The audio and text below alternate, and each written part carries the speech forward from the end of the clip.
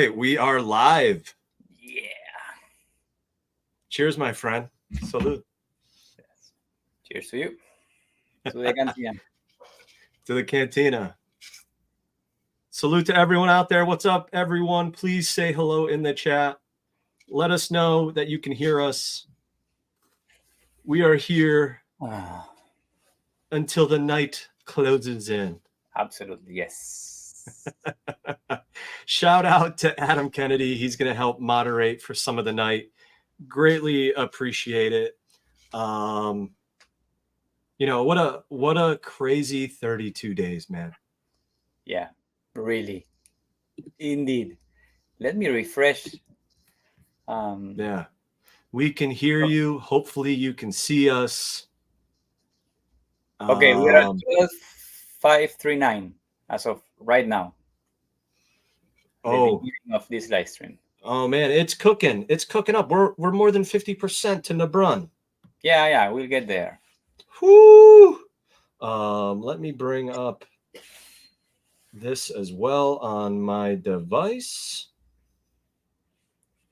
All right, so let's say hello to a bunch of people in the chat. Audio visual working great. Awesome. Thank you guys. Man, who do we got? All right, well, first of all, Captain X, hey, we appreciate the comment. We hope you wake up very happy, my friend. We got Dubois and Dead. All right, it's a great name. Michael Lavero. Hello, good sir. Adam Kennedy. We got GA. We got Victoria. She'll be joining us first. Our first guest of the night, of course. We'd have to have her start things off with our guests. Gary Moore. Hello, good sir. Paul Morales. Peak Obi-Wan. Chad, what's up? Lane, I'm sorry if it's Lane or Laney. Love your toy photography. Thank you for posting it on the Facebook group. Your most recent one, I think, was like a hologram of Leia. Looked amazing. Love all that you're doing, man. Baymax, hello. Luke Malone, my Star Wars guys. Agatha. The Cantina customizer himself. What are we drinking? This is Moscato. Oh, yeah. Muscat, basically. Yeah. Muscat grapes, Moscato. Sweet wine. White wine. Beautiful. I am drinking a Moscow Mule. I will not be getting this on the laptop because I have a lid. And it's good old quality Kirkland vodka. Wow. Okay. Stephen Novak, what's up? Scott McManigal, what's up? We got Dystopian Playgrounds. I believe that is himself, Mr. Dick Myrtle, with the Speedo to Greedo graphic that for me won the Greedo graphic of the campaign in his beautiful orange Speedo. Who do we got? Who else we got here? Die Hard 3.75. We got the Matos.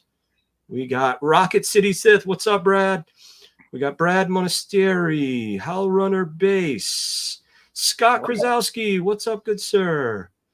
We got Steve, Mr. Stevie himself. Oh, Mr. Stevie himself. We should just give him a standing O. Standing O here.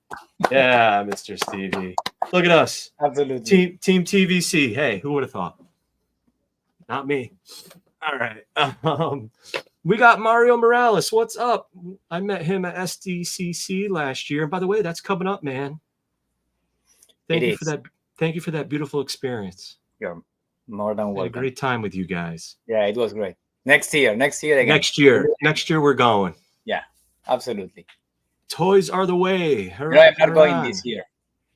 I know. We'll get there. But Ariel is that motherfucker. TVC Mackin, Jeff Russell. Who else we got? Oh, so many people. Sunil, hello, good sir. Jamie Moser.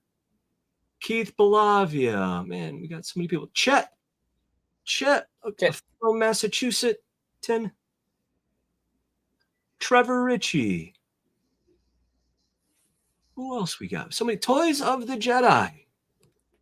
Wow. You are still awake, Mr. Cook. Good to see you on. Wake of Truth. Matt Murphy. Brett on Fett. He'll be on later. Thank you, sir. By the way, Brett on Fett has survived a hurricane today.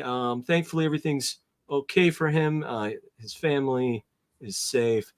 Star Killer. Hello, Star Killer. Robert Latali. Red Dragon Joseph. Vogas. Tim Petticini. Rogue Killer.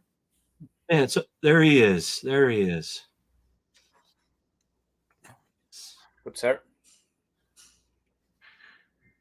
We got, all right. Well, Chat. So many people. We'll say hello throughout the night. Hamdam. Oh man, he's still awake. Tuna himself. Woohoo! He'll be on a little. He'll be on after Victoria. Hopefully Brett can make it as well. Corey Pals. What's up, Rudy Smith? Dave Rubin. Hello, good sir. Ryan Ridgway, Mitchell Gum, Jesse Fleming, Marcus Zell, Farhoff Scanning Crew. Oh man, so many people. This is great. Dr. Jones, the one and only. Least we can do. Oh wow, we're 27 away from 12,600. Is that true? All right, we're just going to 600. I got eight away. Costa, hello, good sir. All right. So, Augustine, I don't think we've live streamed in a long time. So it's great. It's great that we're doing this. A long time. Life gets in the way. That's all we want. Yeah, it does. So, how are you feeling? Where do you think this is going to get to? Do you think we're going to hit 17? If you ask me like 3 hours ago, I would say yes. Now I'm getting that feeling of I don't know. 15K, that's for sure. Sorry, 14K. But I'm really hoping for 17K. I'm gonna back a couple of cantinas probably in the next 3 hours. a couple more. Yeah. I know. I need to see that countdown, go up. Yeah, it's like I guess I'll order another one. Yeah. So obviously, I know you have a collectible business, and you primarily deal with Latin America. Yep, that's correct. How are people in Latin America responding to this? Are they excited? Yes, they are. Yes, they are. They are. Definitely, they are. The thing with HasLabs and no, that's unfair. The thing with crowdfunding things like the Cantina that are really big is how do you send a box like that one to Latin America? That's easy. You send it. But how much it's gonna cost? That's the key question here. And I asked Steve about it. I guess they don't know that yet, but I tried. Right. But the thing is, that's what keeping some Latin American collectors from buying a Cantina right now, because you can buy it. I mean, it's $500. That's okay. You pay for that. But then maybe, and it's happened in the past with other projects, the fees to send the box to Latin America, it might cost twice as much. So that's a lot of money. Yeah. And it's sometimes a deal breaker for many people in Latin America. It happened, with the Eternia playset from Mattel. Yeah. That thing was gigantic. Like How many pounds? How many pounds? like I can't remember now, but like 50 pounds or something Oh. like that. That's a lot of money in shipping. So that's preventing some people from Latin America to say, you know what, yeah, I'm gonna go ahead and get a cantina, because we don't have that piece of information, which is vital for people that Yeah. lives in markets where Hasbro has no presence. Now, I helped one of my collector friends from Bulgaria with the Ghost, and Well, we ended up finding out the weight, and the best quote I got was for $400 to ship it to him. So we're gonna figure out a little piecemeal type thing where I'm gonna send him parts of it at a time. Hopefully, so you are gonna open it and then okay. I don't know. We're gonna have to figure something out. But anyways, I mean, for that money, maybe he can fly to the US and pick it up. I do know some other countries, right? The import fees, even to order it, in Australia or New Zealand or whatnot, it can get pretty pricey. Yeah. I don't know if it's double the price, but pretty close to it. So but Milky Way Skywalker. I mean, I know they are watching the campaign. Argentina, yeah, that's correct. It's really far away from the US. So somebody was asking, question for those who are backing multiples: did you back them in one transaction or multiples? I did it in multiples. Yeah, me too. Okay. Yeah. Me too. That way, if I need to, the fact that it was just like an impulse every time, like, okay, one more. Yes. Yes, impulse, and you can modify those orders a lot easier. So yeah, true. I'm not gonna modify anything probably, but true. Right. I've never backed up from a HasLab. Now you've backed many a HasLabs. All of them, except Unicron, and wow, I regret that. Look at that. Every HasLab, except for the Unicorn and the Cookie Monster. I don't have any connection with the Cookie Monster. I mean, I know the character really means nothing to me personally, so I said, okay, this is not for me. Other than that, I backed everyone, even the Black Series ones, all of them. Oh yeah, that's amazing, man. That is so amazing. Rancor, I think I backed like, I don't know, 5 or 6 Rancors or something like that, because I really wanted that thing to happen. Backer Supreme, the Backer Supreme. That's awesome, man. I know you're a big fan, and I've learned to do the same. I think I've done 6 or 7 of them. 7 of them maybe. So I think many people even use that as an angle, right? That even if you don't collect it, it may be worth backing it. Yeah, I mean, let's face it. I mean, let's say that as an investment, HasLabs have been really good investments. Very true. No, it's not scalping. We are not doing that.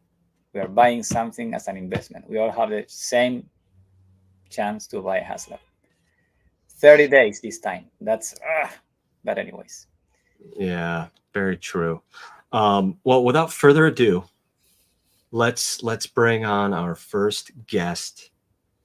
Very excited to have her on the stream. Without her, who knows? Maybe we would not have the Tonikas. I'm pretty sure. I mean, sure. Her last name is Cantina. All right. Without further ado, there she is. Hello, Victoria. Hello, my friends. How is it going? It's going great. Well, welcome. How are you? I'm doing really well. And yeah, maybe my last name really is Cantina. Who knows? I don't know. Well, hey, cheers to you. And cheers to the Cantina. So Cheers. happy for you and all of the collectors and fans that wanted the Cantina. Absolutely. And for this, I actually did make a drink because it's one of those nail biting kind of nights. And I'm on your show. I'm not on my show, so I can drink in this one. So I fixed myself a mint julep because, seasonal. Ooh. And, I'm drinking in honor of this Cantina, and I'm joining you guys in honor of this HasLab campaign in the hopes that, there's still a little bit of time left. Let's keep pushing back the bar. Who knows what'll happen? That's right. Now, can you explain how to make a mint julep? Yeah, I can. So basically you get some mint, fresh mint, muddle it at the bottom of a glass. And then you can add some simple syrup, or if you want to do some sugar, you can do a little bit of sugar and some water and just kind of grind that in a little bit. And then you add some ice, and then add your whiskey or bourbon of choice. I use Maker's Mark for mine. And then just stir it really well until you get condensation on the side of your glass. That's the best way to do it. You can also put in a little bit of peach and do a peach julep. I love doing that. You can do a lemon julep. It just depends on what you're in the mood for. But yes, it's a delicious drink, and you don't need to drink too many of them. I hear you. Yeah, that bourbon Hey, gets Mary. me in trouble. Gets me in trouble sometimes. Awesome. So glad you're on. We would love, I know you've talked a lot about the Cantina, and I know you can talk about it all day, but for our viewers and for this stream, give us a bit of a reflection on it. I know a lot can still happen in the next couple hours, but we would love to just hear from you how you feel this campaign has gone, and just maybe some highlights for you so far. Sure. So in terms of the Cantina, I have talked about this, ad nauseum, but the Cantina captured my imagination as a kid. That scene is, even people that haven't seen Star Wars, they know that scene, and it's because of how well done it was, and how rooted it is in pop culture ever since it first came out. You see that first Star Wars film. If you haven't seen any of the others, at the time, that was the only one. And I grew up before, I was exposed to the OT before the prequels, even though the prequels are my first new Star Wars, like in theaters. I loved those films as a little kid. So when you first see A New Hope, you see all these humans and, the masked stormtroopers and Darth Vader. And then, they're fighting with just regular people, right? Then they go to Tatooine, you see Jawas, you see Tuskens, which all kind of look the same. Tuskens are wearing helmets, and Jawas, you can't see their faces. Then you go to this Cantina, and that's where, like, the magic really happens. You see all this, like, diverse, like, this crowd of aliens and spacemen and pilots and smugglers and all these people just in there doing crazy things. Aliens playing in a jazz band. Aliens getting into bar fights. Like, it's just a whole, it's an amazing thing. And as a kid, that really grabs you and you never forget it. And I think that scene is one of the reasons that I fell in love with Star Wars at such an early age. And ever since, Kenner and then Hasbro started doing these figures, Power of the Force 2, I was really into, like, buying all the aliens. I've been doing it since that time. And little by little, building out a scene, building out a Cantina diorama of sorts, using whatever was official. I've never, like, built my own stuff. Just I've used whatever is, like, Hasbro made, right? The 3D cardboard diorama, the little bar sections they made in the early 2000s. But none of those were really, they were okay for the time. But I've always had it in mind that, one day, we're going to get that amazing Cantina that we all really, really, really, really want. And, finally, this opportunity has presented itself in the form of this campaign, this HasLab Mos Eisley Cantina playset. And, here we are back in the bar talking about it, having great times. In terms of highlights, I would say when it was announced, there was that delay at first, but then when it was announced, and, it was announced at a funny time. I saw, I think it was Kevin Hughes earlier in the chat, commented about, being at Graceland. That's actually where I was the day that it was announced. Yes. So I was, I was traveling, I was busy, I was on vacation, but, as soon as I got back home, I'm like, okay, we need to start working. We need to start doing some stuff. So, been streaming about it consistently ever since then. It's just the focus is almost 100% on backing the bar on this because it is a dream project. If HasLabs are dream projects, then one bigger dream project than the Cantina with Wooher, with the Tonika sisters. Yes, absolutely. I think it was June 6th. June 6th, I think the campaign started. Yeah. Tell us why the Tonikas, why the love for the Tonikas. That's a good question. Put you on the spot. Yeah, I mean, time for Tonika, right? Right. Yeah, I mean, honestly, I think that it all came about because when you see that scene, you see all the characters, and then some of them are focused on more prominently, right? They get a dedicated shot where you can see them. Yeah. The Tonikas get that. And for the longest time, they were the only figures that got a prominent shot that were not made into figures. Thinking back to 2008, 2009, when Hasbro used to do those Q&As with the websites, fans would always say, hey, you guys are building out our cantinas. You got Pons Limbic. You've got, some of these more obscure guys, Herchek Halfast, Kitty Keedcack. Got to throw that name in there. Some of these characters, there she is, praying mantis in a hula skirt. Doesn't get more Star Wars than that.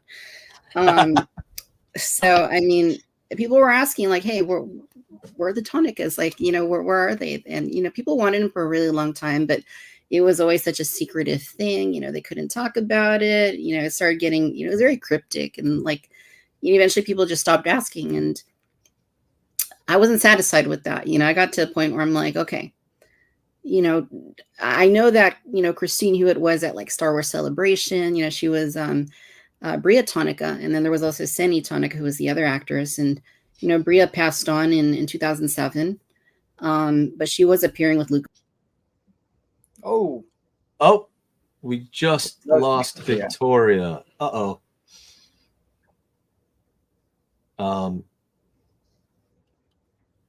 She's coming back. Oh, there he is. We're live. Anything can happen. Anything can happen. I think I slipped into the world between worlds, but I'm okay. The world between worlds again. Yes.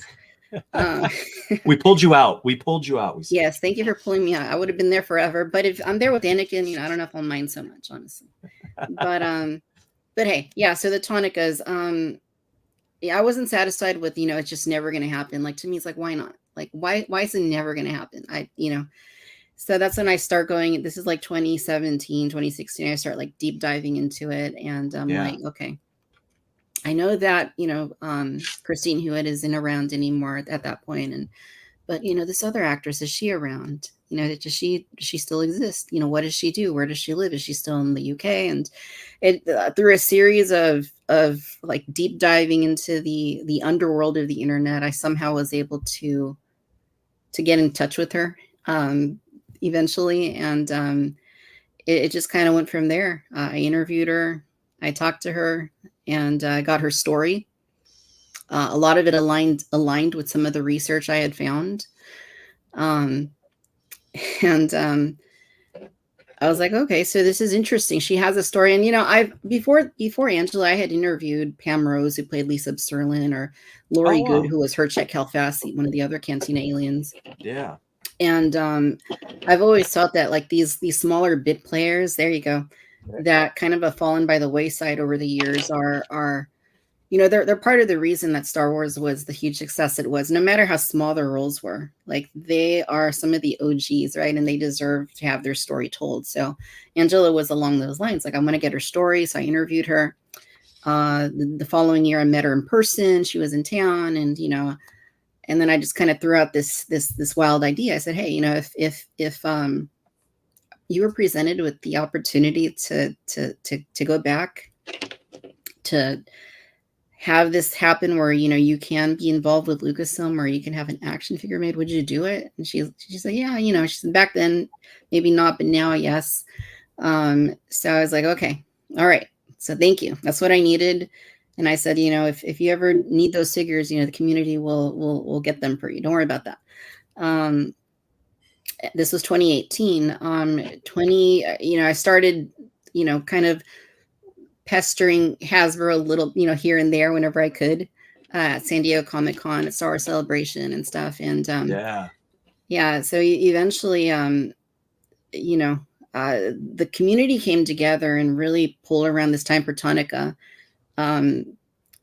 campaign that started in 2021. And it was like, hey, you know, maybe we can get one more push. Hopefully, you know, it'll finally happen.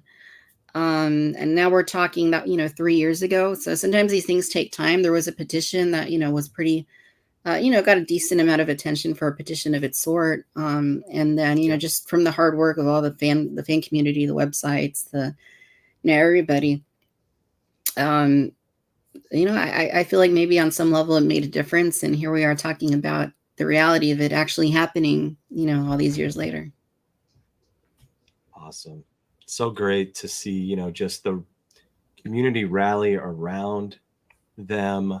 Obviously from your petition to, I mean, so many different, you know, social accounts posting about them, to them doing pretty well, I think, on the March Madness brackets, multiple years straight, and then, you know, winning the last figure standing poll. So, you know, it just speaks to, I think, the community coming together to rally for something that means something to them. So hats off to you and, you know, the community for just rallying around that. Pretty exciting. And yeah, I just want to, hi, Anthony, just want to mention this as well. So thank you again for raising some funds to get Angela her own cantina and her own figure there. So that's awesome. We look forward to your video on that and your delivery to her. Yes. No, thank you. And thank you for your donation to everybody who contributed to that, because I was making good on a promise back in 2018. I said, hey, the fan community will get you figures. Don't worry about that. We did that. We backed her deluxe cantina. And yeah, I will deliver it to her when the time comes. Yeah. We hit 12,700. Yeah. So we're marching to Nebrun there. Great stuff. And I saw another comment here. Yeah. And July through November, what's up? Also says this very, very important thing here. Yeah, the only problem is having to wait a year for this awesome stuff. So, yeah, totally agree. I know the Ghost, hopefully the Ghost is what, in the fall? It's supposed to be fall or summer? Fall? Early fall? I can't remember now. So hopefully that comes on time. Check it out. Yeah, great stuff. Just move through here. Let's just look at what's up. What's up, Augustine? No, the Ghost is coming this fall. This fall. Yeah. I was checking Hasbro polls, but I need to go back to Cantina. Yeah, so that's a nice message from John there to you, Victoria. Thank you. 1,300 backers in 90 minutes. All right. Whoa. I'm forgetting. Is like the last hour the craziest of the last night? Typically, usually, yes. Yeah. It's gonna speed up.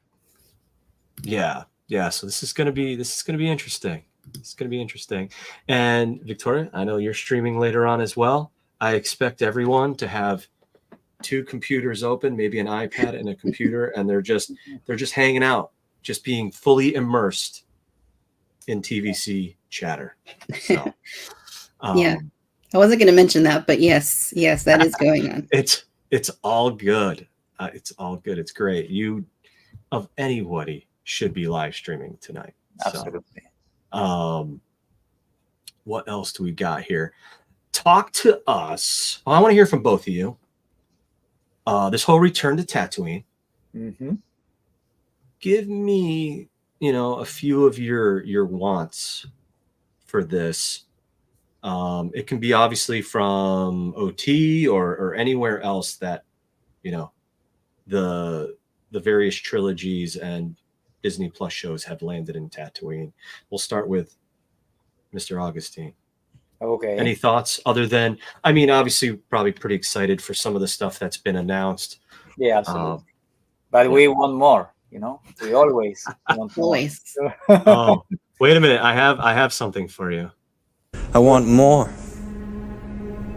And I know I shouldn't. But I know I should. In this case. We can change that part. I can actually stop it halfway through. I should. Honestly, to me, I mean, everything Tatooine, OT, or new media is welcome. Absolutely. I love Tatooine. I mean, I love the as Victoria as well, the cantina scene. But Tatooine in general for me was like when I was a kid. So anything Tatooine works for me. But I prefer OT, if I have to be honest. Starting with the mains, and then go down to very, very obscure characters. Not just Cantina. Okay, it's Tatooine for me. Yeah. I mean, the escape from Tatooine, and you know, that kind of stuff. We need TVC figures in that sense. Awesome. Any specific figures from those scenes that haven't been announced? No, I don't have anything in specific other than the mains, but it's figures and it's vehicles.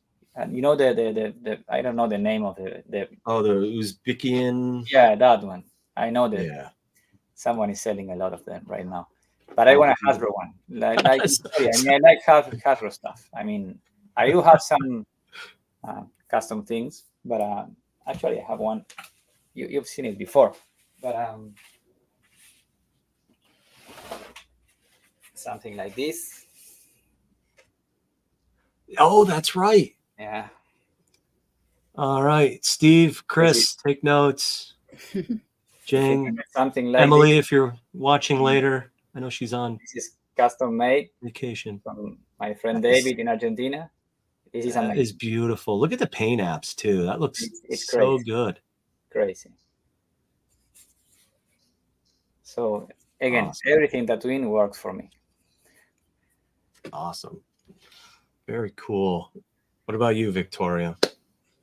Well, gosh, I mean, Tatooine is like the birthplace of Star Wars, right? It's where Anakin was born. It's where we spent a lot of time that original film and throughout the prequels. And I mean, like, I'm very happy with anything that comes from there. But you know, I'm at a point in my collecting career, if you want, where I'm kind of like more about like finishing things, right? Finishing things that I've been building since 1996 when I got into collecting.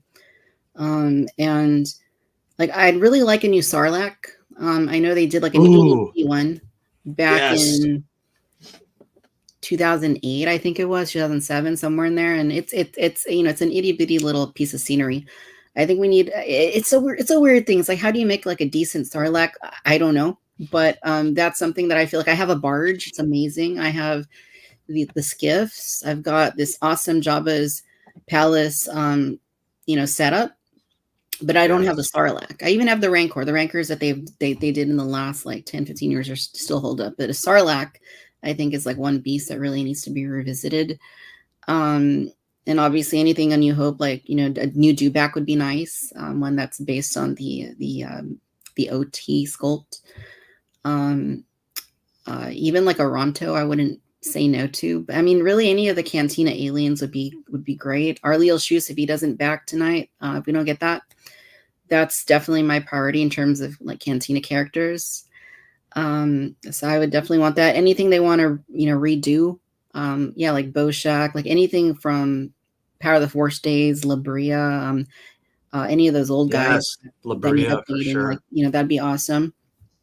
Baru and Owen, I mean, come on. Yeah. Like, you know, those need updating. I mean, I know they're maybe a harder sell in terms of like a retail environment in you know, 2024, but you know, somehow, some way, maybe you reuse Obi-Wan Kenobi from the Obi-Wan series, his body somehow to do a new Owen. I don't know. But we also really need Akmina. I think it's high time that she was offered somehow, some way. Maybe you repurpose the new Tonika sister's body with some soft goods and a new head, and there she is. There you go. So those are my top picks. Yeah. Love it. Garindan. Is that how you pronounce that? Garindan? Yes, Garindan. Yeah, Garindan. I love that one. And you can use that one for all, I mean, obviously for the escape from Tatooine, but also he or someone from his people. Species. Yeah. Whereas. So that's it. Tim calls him Garindan. That's how I say it. Is that how you say it? Mm-hmm. Say it wrong. Garindan. Okay. Garindan. I could be wrong. Yeah, who knows? Who else? What are other people listing out here? So many, few different people. 12775 already. Okay. Oh wow, it's moving and shaking. Lars Speeder. That's a really cool speeder. You're right though, Augustine. The ball speeder there, the Ubzikian. I don't know how to say it. Seems like a lot of those have been acquired recently. Yeah, most probably. Yeah. I haven't watched yet. I mean, it looks really good, but I trust Hasbro. No, I'll wait. There you go. Like it. I don't have these figures. I think Tim might have said he might have an extra set for me, but Ubri King. Some droids. There's a lot of droids in those scenes too, right?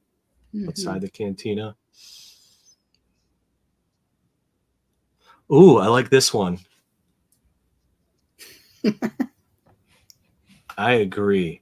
I think we can make that happen. I think we know some people that can make that happen. So,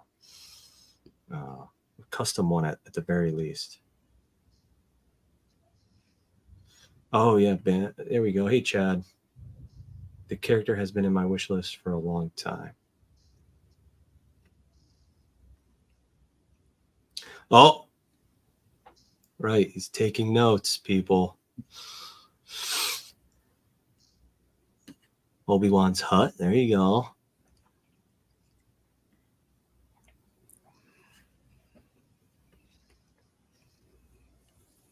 Oh, here we go. I know, Victoria, you've mentioned Chalman before. Oh, yes. Wow. Hey, this is definitely a very fair comment here. I know we all love more TVC, but we also need more retro collection Cantina patrons. We never got in the original line. Please, Mr. Stevie. So I agree. Bantha. Absolutely. Yes. Ubrikian. That's it. I'm adding all sorts of letters to it. A new Bantha. Maybe we can do a HasLab with a Bantha. If you buy one, it's gonna cost X. If you buy two, a little less. 3, a little less, and you can army build, your life with Banthas. Hello, Mr. Skeesler. He has an amazing, a few different, I think, play sets, but the one that comes to my mind is his Jabba's Palace play set. So, yeah, I'd love some more Jabba Guns. Absolutely. So a Yatzer Ren and Bozek, Shasa Teal. Shasa Teal would, I think, might be my number one right now. For sure, some of those character debuts. All right. Spread the different character selections here. Rey Skywalker with yellow saber along with Luke's and Leia's sabers. Ooh, Kevin is letting us know we're at 12,800 already.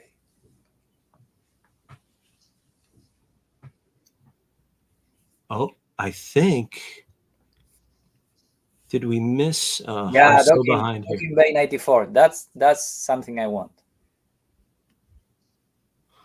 So Chris, hey Chris, Steve is saying, Hey, Chris, Chris Rife? Is he referring to Chris Rife? Or tuna. Big tuna. Well, oh, I see it. Yes. Oh, good sir. Yes. Thank you for everything, Chris. Super excited. And thank you for thinking of us electrical nerds that want to add lighting of all sorts to this thing as well. Cool. Yeah, there's so many options. It's pretty crazy how many options we have with Tatooine. It is really the center, right, of most of Star Wars. Wow, I'm taken back by the amount of comments here. Aletho, we gotta include these. Just it's endless. Jawa CS. Ooh. Ooh. Get it? VC. VC, get it? That'd be pretty cool. Awesome. All right. Wow, we're cruising right now. What's the backer count, Augustine? It's 12,827. Wow. 2 hours and 15 minutes left. Let's ask you this final question for you, Victoria. Because as we know, Augustine, what do we want? More. Always. What would you want for the next we'll say HasLab, but it can be any type of world building item. What are your thoughts after the Cantina? Am I going first? I can go first if you want. Yeah, go ahead, Augustine. Yeah. I mean, something not that big. It's for me, it's a Bantha. I need a new Bantha. I mean, I like the ones I have, but I need a new one. If we are talking about HasLab, then I think the next one should be the Death Star. I don't know, I mean, about space in my case, but that's Docking Bay 94 is another one. But Death Star is like, I don't know. I like that. All right. Victoria, you got something? Yeah, it's tough. I think, it started OT, right, with the barge, and it went new media with the Razor Crest and the Ghost, and it came back to OT for Cantina. And the Cantina is more of a dedicated environment, and which I love personally because it's anchored by some figures that you can seemingly only get in the set. And, those figures that would just never otherwise be made, I think are really important. So I'd love to see more of that. I'll give you two. If it went to new media, I think we need to finish the Bad Batch. I mean, even though they're not like my personal, like absolute, I do want them. I really do want them. Don't get me wrong, but do I want them HasLab badly? I don't know, but I think that would finally get them done because we have Hunter, and I don't even display the poor guy because I don't know where to put him. But ideally, like if I were just choosing, I'd say Death Star. Yeah. Yeah. And you know what I like, aside from the Death Star itself, the hangar, the escape from the Death Star with the BMF right there and all the figures, that would be great. Remember that these guys from, what was the name of the company that went bankrupt? They were planning on doing that. The guys that made Space Wars, I can't remember the name of the company. Yeah. They were planning on doing that. That would be great. Mm-hmm. Yeah, good call. Love it. I don't know. We might have to come back to me later. I don't know. The Death Star is obviously one that's a big one. It's just I'm scared. I'm scared of the price. Scared of the price. Yeah. The size. But I think if they did it right, it would all work out. So great stuff, Victoria. We greatly appreciate you coming on. We are going to move on to our next guests, the fellas at Bantha Skull. Any closing thoughts? Anything you want to? One more wish. Oh, I love it. The home one briefing room. That would be great. There you go. With table with lights. That would be awesome. Love it. Great idea, Agustin.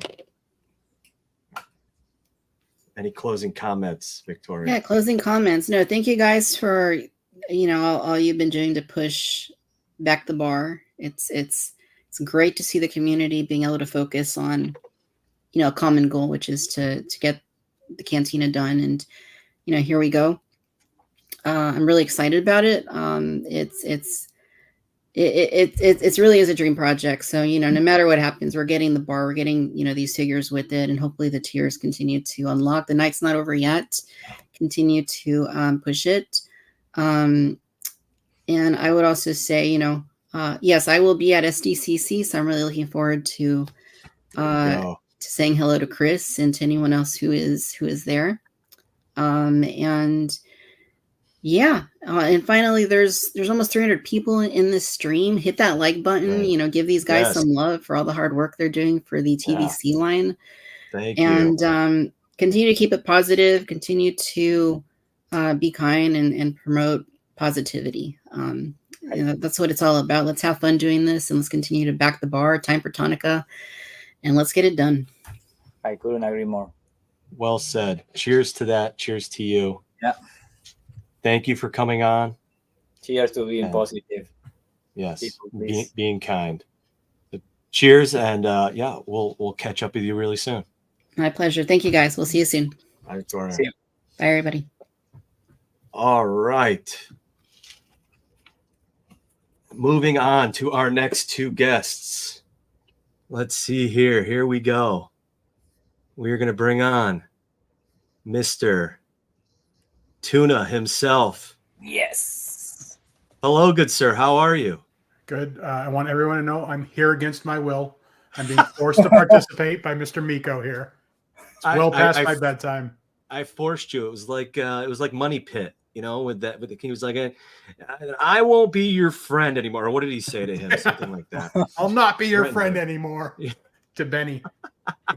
All right, let's bring on your better half here.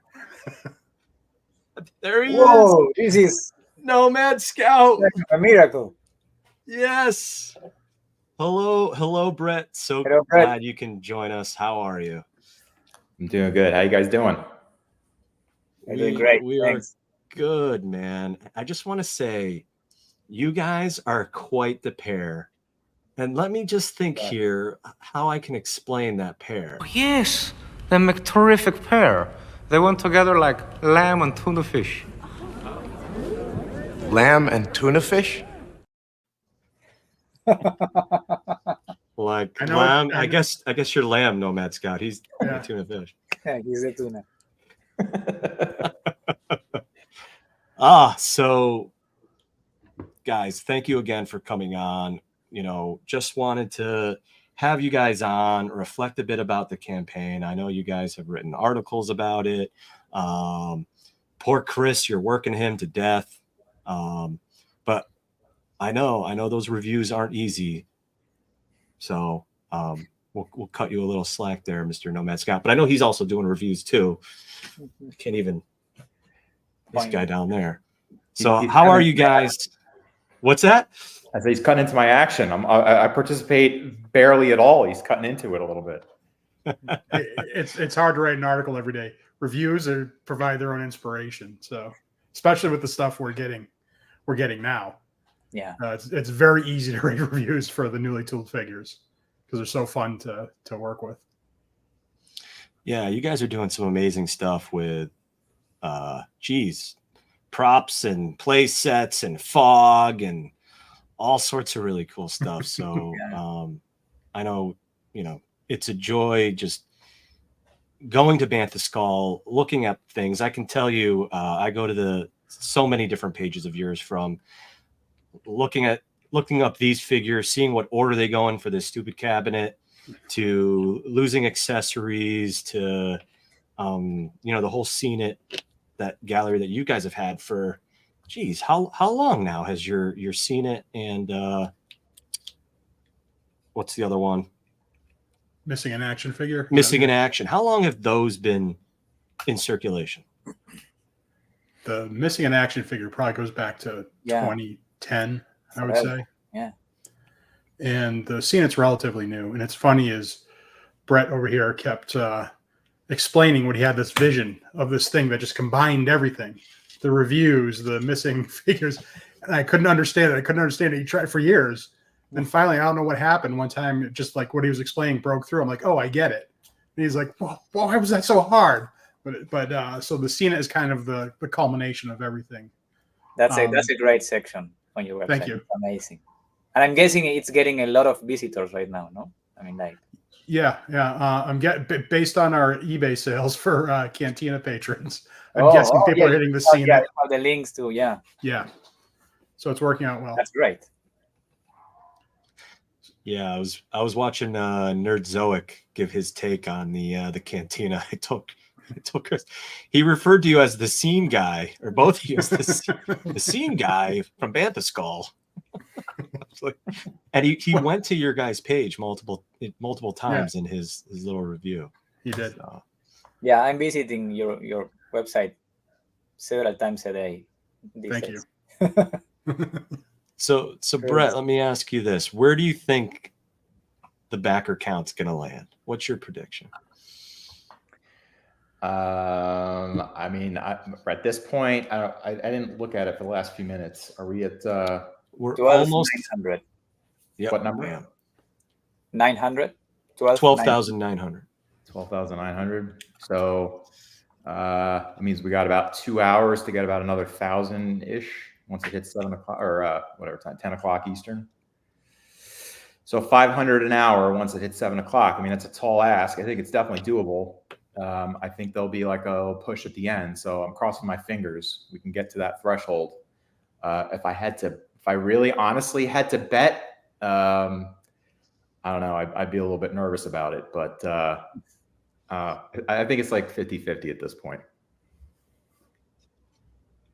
50-50 to 17,000. All right. No, to 14,000. Sorry. Yeah. Oh. Yeah. No, that's, I mean. Oh boy. What about you, Chris? Unfortunately, don't do this to me. You could model today the upward curve today. You could model it pretty early on, and I was saying we're going to land frustratingly just north of 13,000. So unfortunately, I think that's where we're going to land on this, just short of Nabran. Ooh. Unless prove me wrong, people start backing like crazy.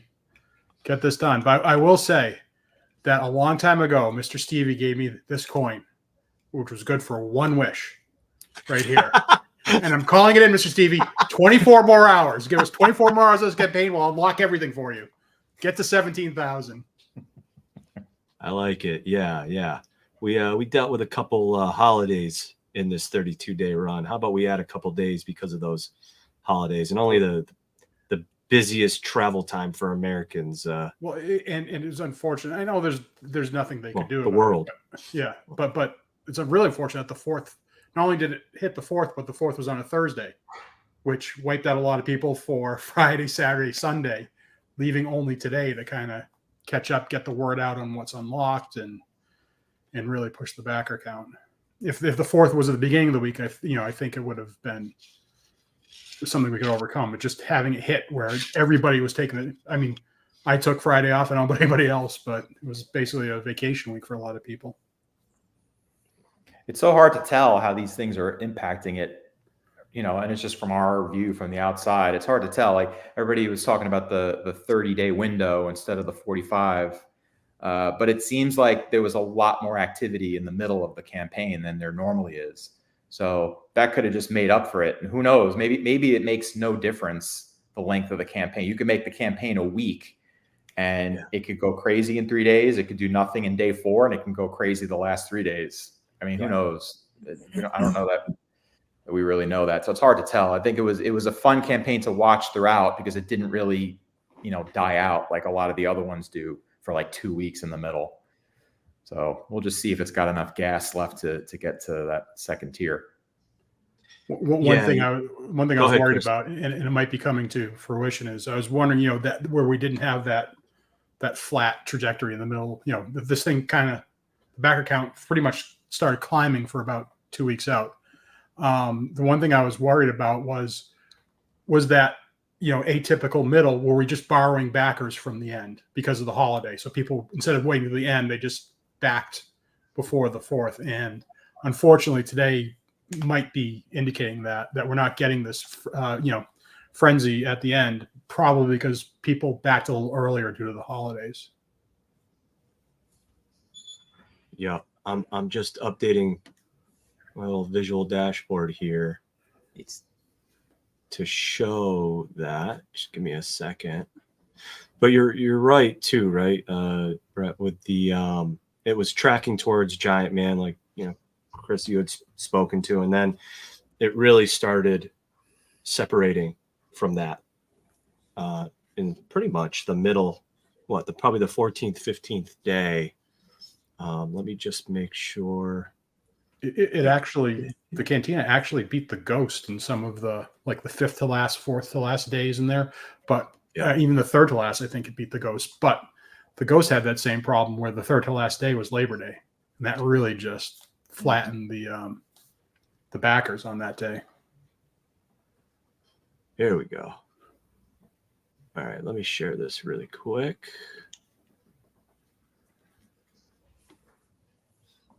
Share screen.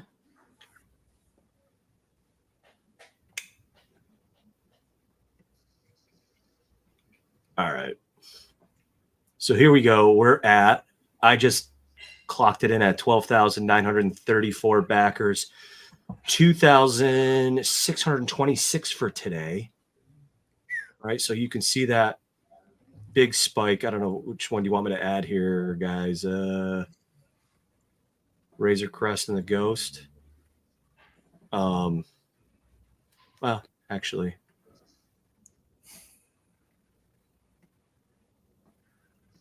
yeah, you can see day 30 is almost 7% change from the prior to 10%, and now we're at 25%. And just to show what kind of the holiday weekend did, I don't think any campaign prior to this, if you go back to day, 4 days back, or John on that. So we had 945, then go to the next day. We dropped. You almost never see that in these campaigns towards the end. It's a pretty consistent climb. So this just demonstrates that right there, demonstrates what the holiday weekend did to this campaign. Yeah. Yeah, because if you add the Ghost,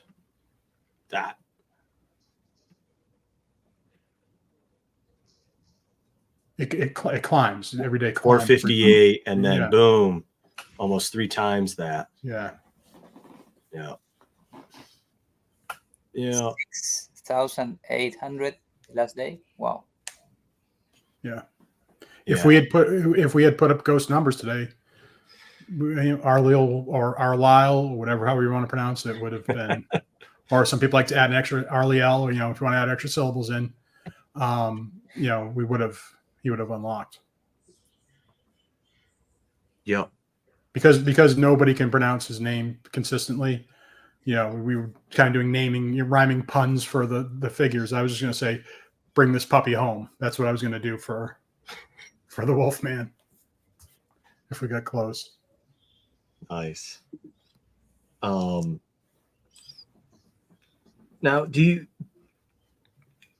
your thoughts on, is that anything else you would have maybe tweaked or changed? How did you feel about the tiers? Exclusive figures for the tiers. That was a first, correct, for a HasLab? Well, they've only committed to exclusive cards, right? Not necessarily Okay. Yeah. exclusive figures. Yeah, I know there was a lot of we may not, Yeah. you know.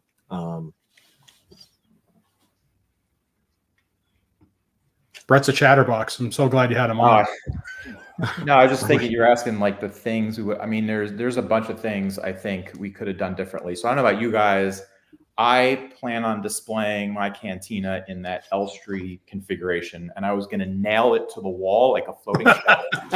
But because there's no floor, figures will just fall round. And so that was upsetting. There's no floor. Then I feel like if I'm going to have it outside, it's going to get wet, and the interior is going to get wet. So I need a roof. There's no ceiling to the damn thing. So it makes it practically useless. I also feel it should have come with 25 figures. Should have been part of the base set. Brett, it should have come with Balin's skull. of those 25, how many should be 100% newly tooled? All of them. There's no other way to All go. 100%. All of them. Agree. And there should have been 2 sets of each, 1 carded, actually 3 sets, 1 carded, 1 on an alternate card, and then 1 loose. I mean, these are obvious things I don't understand. And it should have been half the price, and it should be ready to ship tomorrow. And you forgot one thing. Put a $50 bill in the box. That would sell so many. Just put a $50 bill in the box. I didn't even think of that. So yeah. That's why we have to team up on everything. Ridiculous. Yeah. Oh, I love it. I love it. And the characters that wore the same outfits, they all need to be 100% newly tooled. Yes. Or it's no good. Yes. Oh. You know, have the flap of the cargo pocket, you know, sculpted so that one guy has it flipped up a little bit. You know, you got to make them all unique. Who are you guys excited for the most? All the figures? Anyone in particular? I'm guessing, Brett, is it anything character debut wise for you? Yeah, like the character debuts are always my favorite. I always prefer them over, you know, a resculpt. I mean, the resculpts are tremendous. Like, I think a lot of us are like, oh, definitely don't need another Greedo. I think when the information first came out, that was the first thing I texted Chris. I'm like, of all this, the 2 tiers of the Greedo and the Nabron, like I have those already. And then we saw pictures, and I'm like, okay, I kind of don't have them already because they're that much better. But I mean, still, you know, comparing it, like I definitely would prefer something new. So I guess I would have preferred the offerings be, you know, debut characters. But I understand the bartender. I understand that one makes obviously a lot of sense. The sisters are fantastic, and the sculpts on the others are tremendous. But just like Arlyle, like I would prefer that they were debut characters. Yeah. Yeah, I know that's a big want of a lot of people, is to get some more character debut OT figures for sure. What are your thoughts on Greedo being in the HasLab? Give me a second. He's gonna buy some more cantinas. Yes, That's priority, Augustine. I just did. Thank you, Agustin. You're welcome. Okay. I did my part. Sorry, what was that? Greedo? I was gonna say, I know a lot of people are saying, well, why Greedo in the behind the cantina, and he's you know, should be a mainline offering. Obviously, the card is not his original 96 card, but what are your thoughts on that? Oh, we hit 13K. I think we did. Yeah, Let's go. 1,000 to go. Come on, we can do it. we can do it. Yeah, absolutely. Yeah, I 1305. I think I kind of agree with the Greedo thing. Maybe, you know, we could have left that one out and had it as part of the main line. He's, you know, one of the early Kenner figures. He's a standard, like, and I think he's a main character in the bar, but I don't know that he needed to be especially part of this offering. Like in the end, like I said, the sculpt is so amazing. Like, okay, if we can get him, which I mean we did, like I'm happy with it. But yeah, I think I would have preferred just something new. I don't know. I think he's big enough of a character, and he's been released so many times over the years that he would just straight up just be released in the main line, and he would be a decent seller. I'd actually not to pick a fight with Brett. I actually would be nervous about Greedo and main line just because he's actually never sold well. No, we need the lamb. We need the lamb back for the tuna fish. Come on. It's still amazing that Greedo didn't single-handedly sink the Black Series line, 6-inch line. I used to joke that the purpose of that figure was to gauge how much dust accumulates in Toys R Us in a given month, because I mean they did not move at all for well over a year. I'd be a little nervous about Greedo mainline. So I kind of like this where the fans shoulder part of the burden. And John, as you said, it's not the 096 card. So they can't say it in advance, but we all know it's going to come. And now maybe it can be picked up as fan channel. So it's not quite the burden of mainline. And to me, that two card backs, that is how you can get Greedo out there, not risk it being a peg warmer. Yeah, and I think it's one of those dummy if you do and dummy if you don't situations with Greedo. If you don't include it, then you will have people saying, but now you forced me to buy the old one, which is crap I don't know how much it's going for. So you should have included Greedo, we cannot please everyone. Yeah, cool.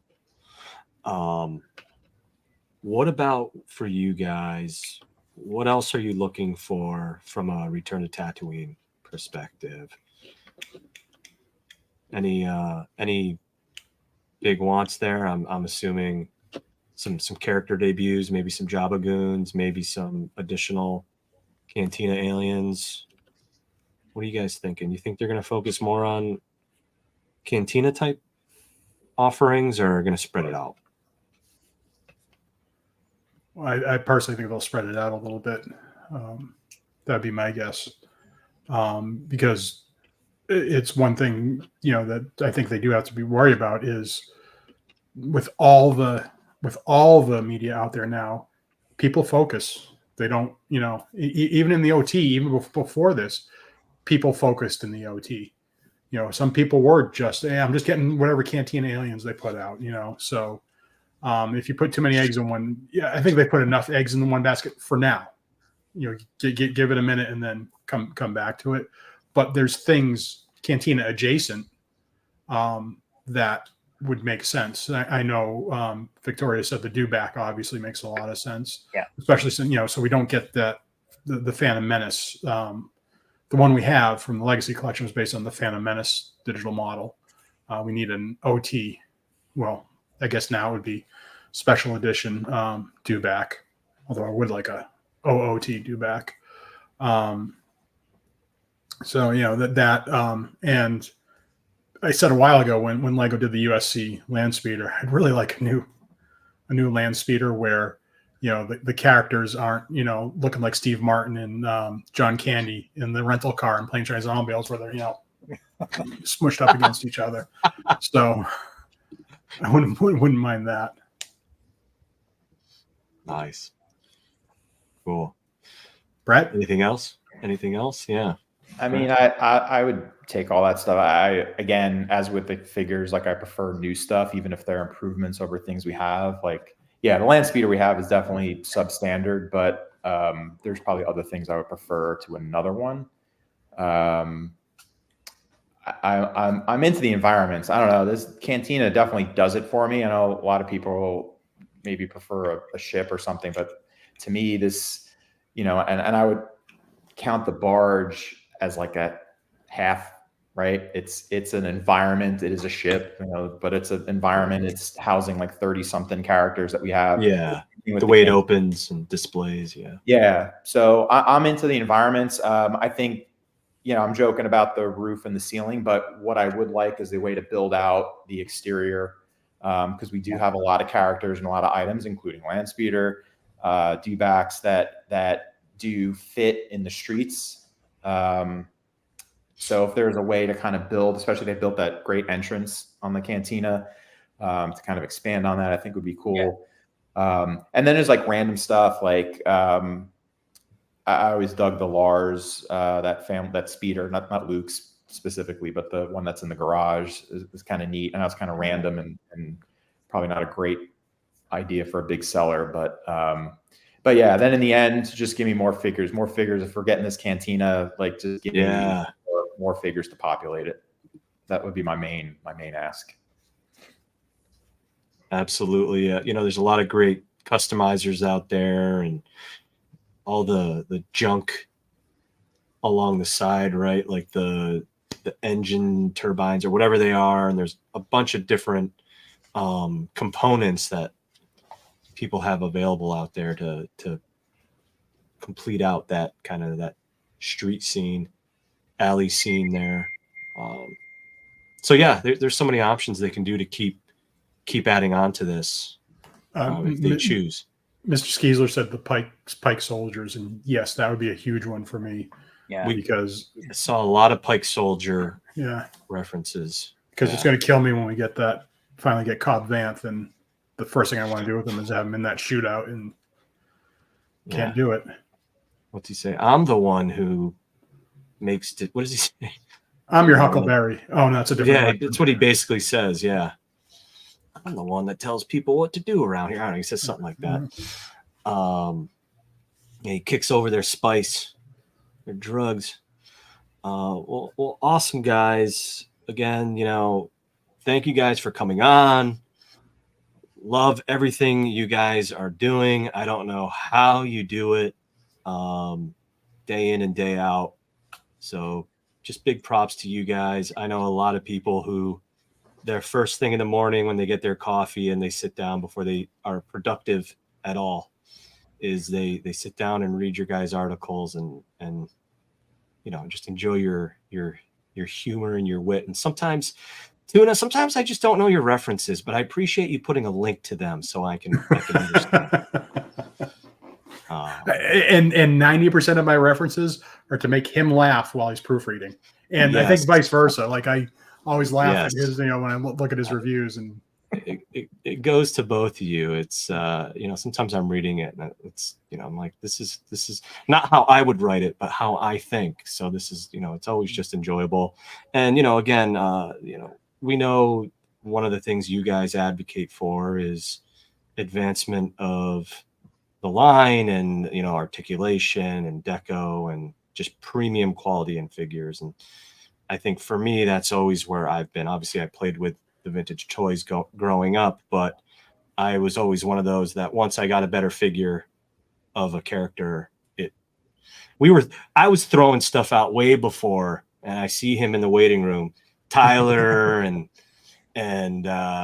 you know, Mr. Kiwi Man, you know, I just wasn't polluting the environment. I was just giving them to other children. So, hey, thank you guys. Any closing thoughts from you guys? Again, thank you guys for what you do. You keep us entertained and keep us wanting more. How many people are in the are watching right now? The largest I saw was 368. Oh, sorry. We have 366 people watching right now, and we have 3 people in the waiting room. Okay, so if everybody just goes backs 3 cantinas right now that's watching, we get the run done. True. We'll wait. We'll wait. Any closing thoughts from you guys? That's my closing thought. Doesn't have to be deluxe. Just do the standard. No, nothing. Thanks for having me. It's just fun to be here. I just looking forward to these last, what do we got here, hour and 45 minutes, and hope for that last push. It'll be exciting. I think this is, even if it doesn't make it, the campaign to me is a success, and everybody's talking about what they want out of this. Oh, they just wanted the figures. Where we got the Cantina. I mean, that's, to me, maybe it's just us and our age talking, but this is the type of thing that I've wanted for my collection since forever. So, the tiers are just gravy on top of that. So yeah, I'm excited either way, but if we get to 14K, all the better. We will. Awesome. Chris, We will. prove you wrong. Yes. Please do. Get that credit card back out, Augustin. Buy some more. I will. I promise right. you. Not. Thank you guys for joining. All right. Thank you. Have a guys. good one. Later. Cheers to you guys. All right. Yeah, we gotta make this happen. All right, my friends. So we're gonna boom. All right, here we go. All right. Our next guests, I'm gonna bring on the person who has been weathering a hurricane for the last I don't know how many hours since this morning, Mr. Brett on FET. Are you using your mobile service to connect to us right now? No, by some miracle, power came on and internet shot up. Everything is fine. About 5:30, it all came back. Okay. Very lucky. Great to Yeah. hear. And Hi, Brett. Hey, Agustin. and you lost a fence?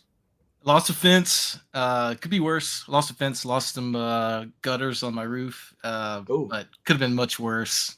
Yeah. Windows are intact. Didn't lose any shingles or anything. So yeah, we were very lucky. Very lucky. Yeah. Yeah, it wasn't looking good early this morning, so I wasn't sure if I was going to be able to make it, but it worked out. So glad to be here. Yeah, I gotta say I thoroughly enjoyed your cups video. Please go out there, check out Brett on FET if you haven't. Certainly subscribe to him too. You got some real funny videos out there, man. And I want to ask sometime how you have a Garindin outfit. That's actually my son's. It's not a. I say Garandan, but it's not a Garandan mask. It's I say it wrong. It's it's called the Plague Doctor. It's like from Oh, the I didn't even century. realize that. Yeah, but it looked close enough, so we used it for a little sketch we did on my video one time. So that was my son playing Garandan. I gotta say, I knew at least one of your cups I had, and of course, at the end, the Yoda cup I had, and it is a weird cup. It's very it's like you're weird. drinking from the chalice of Yoda's head. Yep. And I used it for pens at like work. I put all my pens and pencils in it. Yeah. But anyways, we are going to bring on some additional guests here. So we have the fellas, two of the fellas from SWTVC joining us. We have Mr. Tyler, SW Collector 3.75. Good evening. Cheers. Cheers. Hello, good sir. And we're going to bring on Mr. John, a.k.a. Johnny Mustache Lindquist. The Vintage Concepts. Keeping it clean with a little water here. All good. I do see, I just got to send a message. Mr. Kiwi Man, I might see you back there. If you want to join us right now, you can. But you weren't slated for another hour. So why don't we just bring them on? You know, this is Let's bring them on. Why not? Hello. Let's just bring them on. What's up? Look at, we have somebody from the future. Yeah. Literally from the future. Tell us how this ends. Tomorrowland. Did we get all the tiers? Can you tell us? Yeah. Do we reach 17K? Do you know what? They stopped taking orders in Australia and New Zealand like 16 hours early. So wow. Yeah, they're obviously wanting to package them up and do them as a dump near the end. But yeah. Well, hello, good sir. How are you? I'm really well, thank you. And sorry, I'm early. We're on a family holiday and we've just been out for a drive and we got back early. So I thought I'd just jump on and see who's around. And awesome to see you all. More than Yeah, welcome. thank you for joining us on holiday. So we absolutely get you on whenever's convenient for you. So, and where are you on holiday? We are in the lovely Taranaki. Let's see if we can. Whoa. We're gonna saturate out there. Can you see a? Oh, That looks Wow. nice. now this is Doesn't in New look Zealand. much like the Mines of Moria to me. I don't know.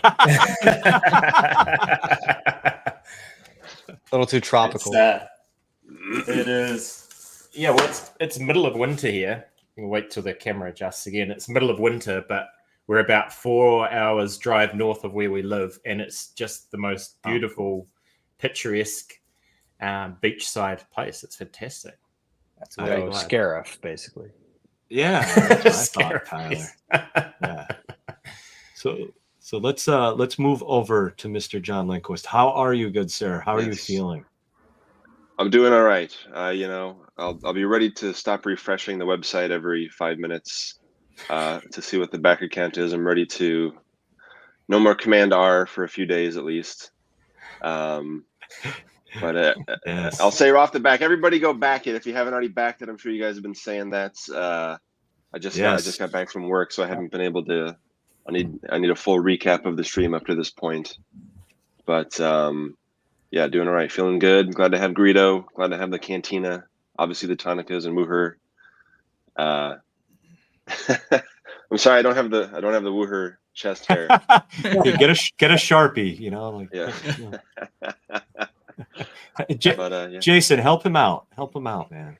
Just cut a V into your shirt. There we go. So yes, thanks for having me. Excited to be here. Yeah. Thank you guys for being flexible.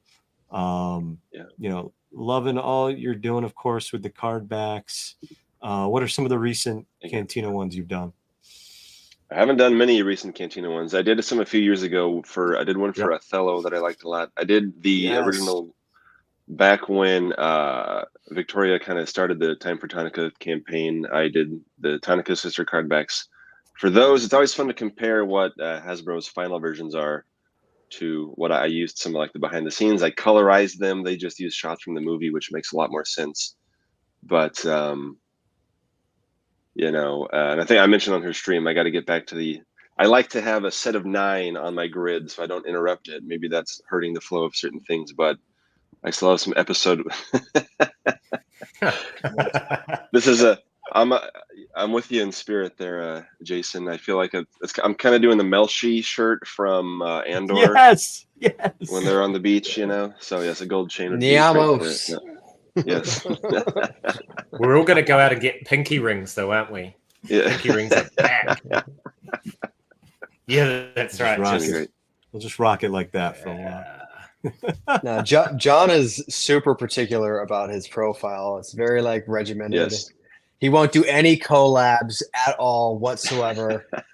I'm always like, John, let's do a collab. He's like, no, never. If it happens to line up with the theme of my page and with the SWTVC page, then great. But if not, it's not happening, and I'm sorry about that. Never. But, yeah.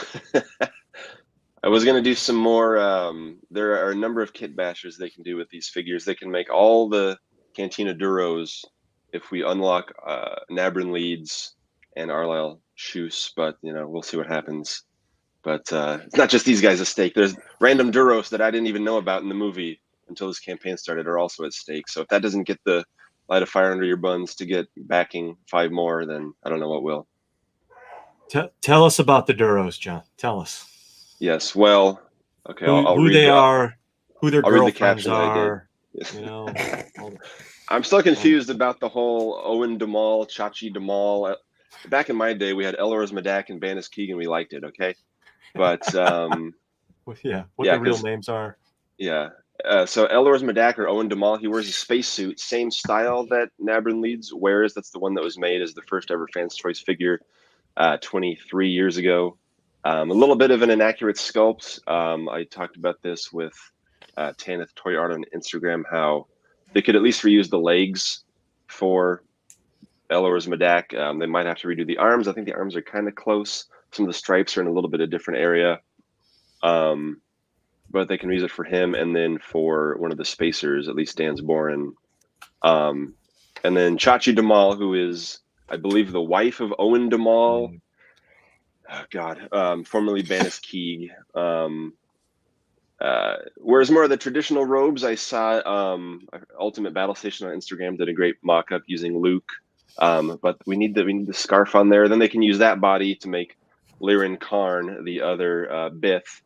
I can see everybody's eyes glazing over right now, but it's always so fun to describe Cantina character names without showing people who they are. But so just a lot of these guys, they reuse the costumes, they reuse the masks, they reuse different costume parts to create different characters. Hasbro can do the same. I would like to see some multi-packs and stuff like they did for the Barge a couple times. Yeah. Joni Damal. And then, the other Duros who you, Miko, you pointed out a few weeks ago when you were on Victoria's stream there's another Duros wearing Arlyle Schuss's jacket. It's again, the exact same costume. They just popped the Duros head on that body, and that he's in the background when Han and Greedo are confronting each other. Thanks. Feel free to Google along. Feel free to Wikipedia along as I say these crazy names. I mean, do you how do you know all this stuff? Do you have to be reminded of your wife's name and I don't remember. I'll see people at work that I haven't seen in a few months, or my fiance's friends, and be like, who are you again? Wait, tell me their name. But I know all about the dang Duros and all their changing legends to canon backstory, but the important stuff in life, Awesome. It'd be amazing though if your workmates were like Nebrin, Hachik, Alio. Yo, what's up, Arlyle? How you doing? So just on all the behind the scenes photos and then the behind the scenes photos don't match the on set. So I was an extra in Lord of the Rings over 20 years ago now, and I was an orc. And honestly, if you're an extra and you're in the background, they don't care. You just get given whatever and you get slapped it on. And anyway, big long story, but you go and do all the stuff to get on there. But the first time I ever did a shoot, it was in a studio and it was under lights. It was really hot and all that kind of stuff. And it took about an hour to get sorted out once you, from start to finish, getting dressed and all that kind of stuff. And I remember because it was my first time on there and some other orcs had done it before and they were kind of laughing at me. And I was like, I wonder why they're laughing at me. And I had this chest armor with a big throat protector. So the first hour and a half you spend getting dressed and getting ready and stuff like that. The next 3 or 4 hours, you're just eating. You are just totally eating. And I was a student at the time. And then I figured out, filled up my plate. It's a big buffet, amazing food. Sat down to eat. The chest armor goes, and then so I was spooning my food over the top, and everyone was laughing. I was like, "That's why they were laughing. I got that armor, the one that's not very conducive to eating."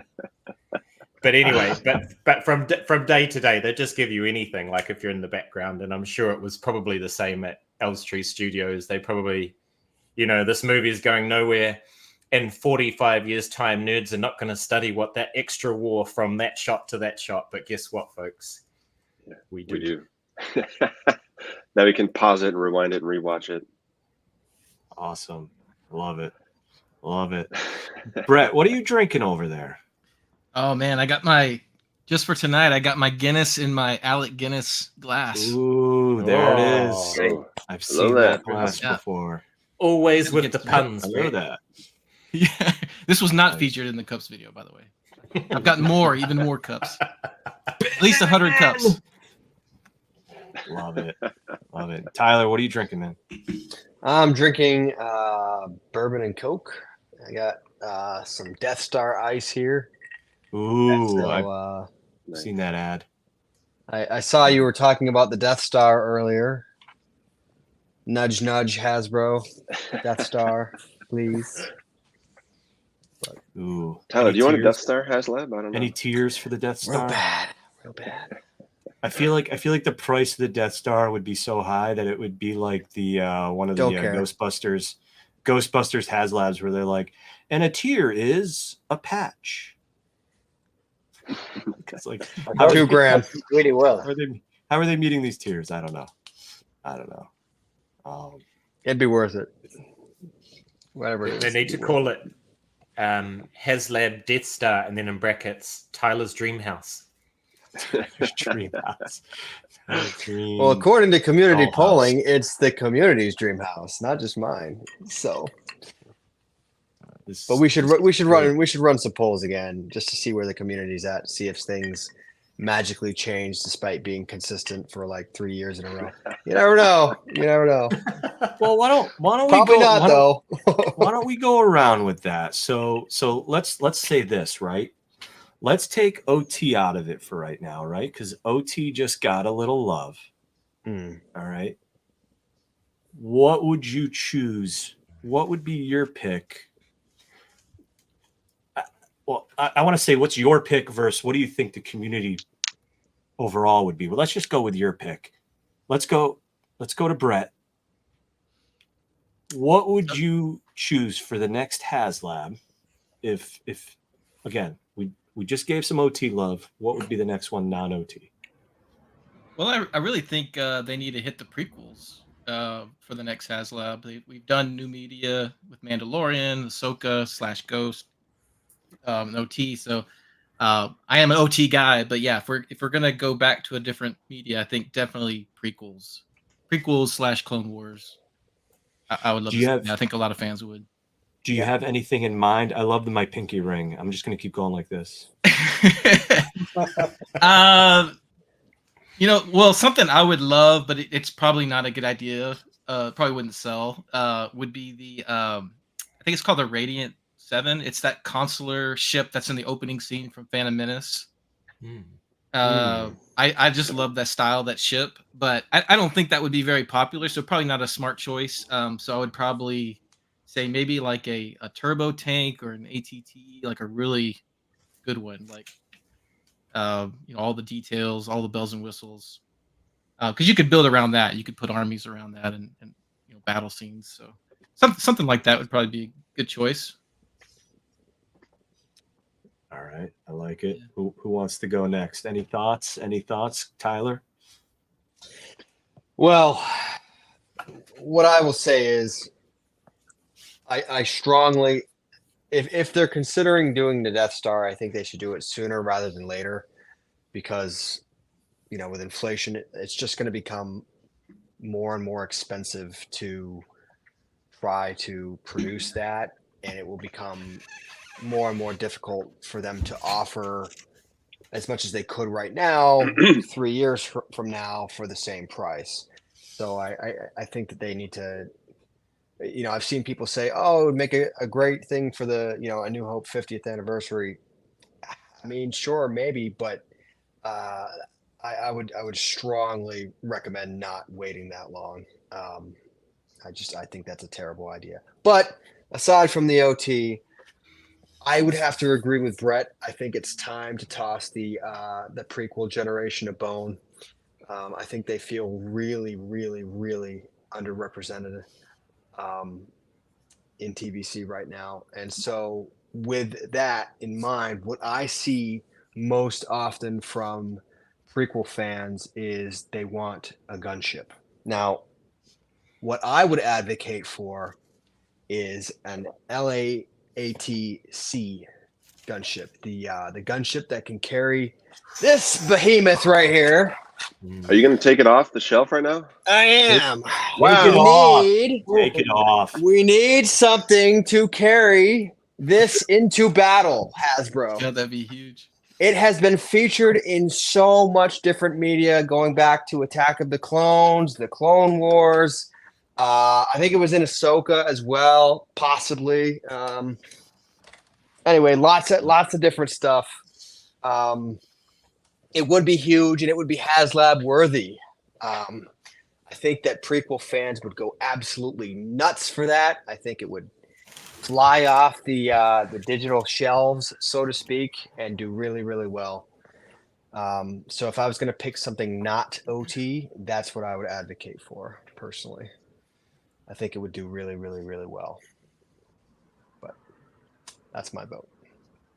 How But Death big Star would that first. thing have to be? Huge. It would have to. Yeah, it would Yeah. have to. I mean, it'd be big. Yeah, it'd be very big. Yeah, I agree with Lorena here. Anything Jedi Council is, I think, Jedi doable. Council would be good too. Doable in the main line, she's saying. So Yeah. I think that you could probably put that out for like the Boba's throne room price point. I think it would be approximately the same size, and it would have a lot less accessories. All it's really going to have is columns and chairs, right? So there's less tooling. So I think you could get it for the same price, maybe even less. I think that the Jedi Council would be a good one, a really good. First of all, we need a Depa Balaba that can finally sit. I've been waiting 20. She's been standing in my Jedi Council chamber for 20 years. That's true. She needs to That's take. true. She needs to take a load off already. A lot of great ideas. You know, I always want new before redo. As much as I love the gunship, I love the Imperial shuttle, I love the Sandcrawler, I love the ATTE. I have them all. There's a gunship right there. I know. It's not the same gunship though. Same Sandcrawler. It's. I know, but a gunship. Yes, the one that carries the ATTE would be awesome. But I am going to break my rule that I just made for myself. I think I've said it before. A U-wing, a new, properly upscaled U-wing. Rogue One is coming up on 10 years at 2026, which is insane. Great Time call marches out. on. But yeah, the one that we have, it's fun to move the little button and the wings pop out and you go, wowie, look at that. And you shoot the Nerf across the room. We all love Nerf. We all want more Nerf. And that's what Hasbro should be taking notes from the stream, is all the Nerf we want, clearly. But a larger, accurate U-wing would be awesome. Another ship that's all wing that I really want to see. I don't know if it's HasLab worthy or maybe a Pulse exclusive, but I want to see Bo-Katan's Gauntlet from The Mandalorian. The N1 right here is awesome, and it needs a buddy to fly with. And then we have a whole world. We have a whole world around that already. Really, I mean, we've got almost all the Mandalorian with the Shriekhawk pack coming up. We've got almost everything you need to surround it already. So it's not like they need to commit to, many more figures really to support that. Yeah.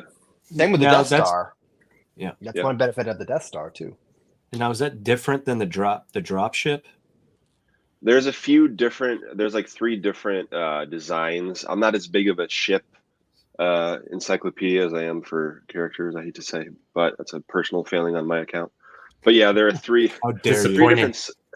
There are at least 3 different sizes of those Mandalorian style fighters, and then they did make like a different kind of drop ship in the Clone Wars line about 13 years ago, which was cool, but not quite as action focused as this would be. And then they could repack the TIE Interceptor. I want to repack the TIE Interceptor. I know it's not just obviously not a HasLab, but there were a ton of those in Mando Season 3. They've never been so cool, in my opinion, and they finally got some good action scenes. And I loved how they were hanging in the cave like bats on Mandalore. Yeah, that was awesome. So that could go with, so now that we're finally getting into the Mando Season 3 finale stuff, it would be awesome to see that. And then, I want to go back real quick. One last thing for a ship I really would love. Oh, keep going, man. Yeah.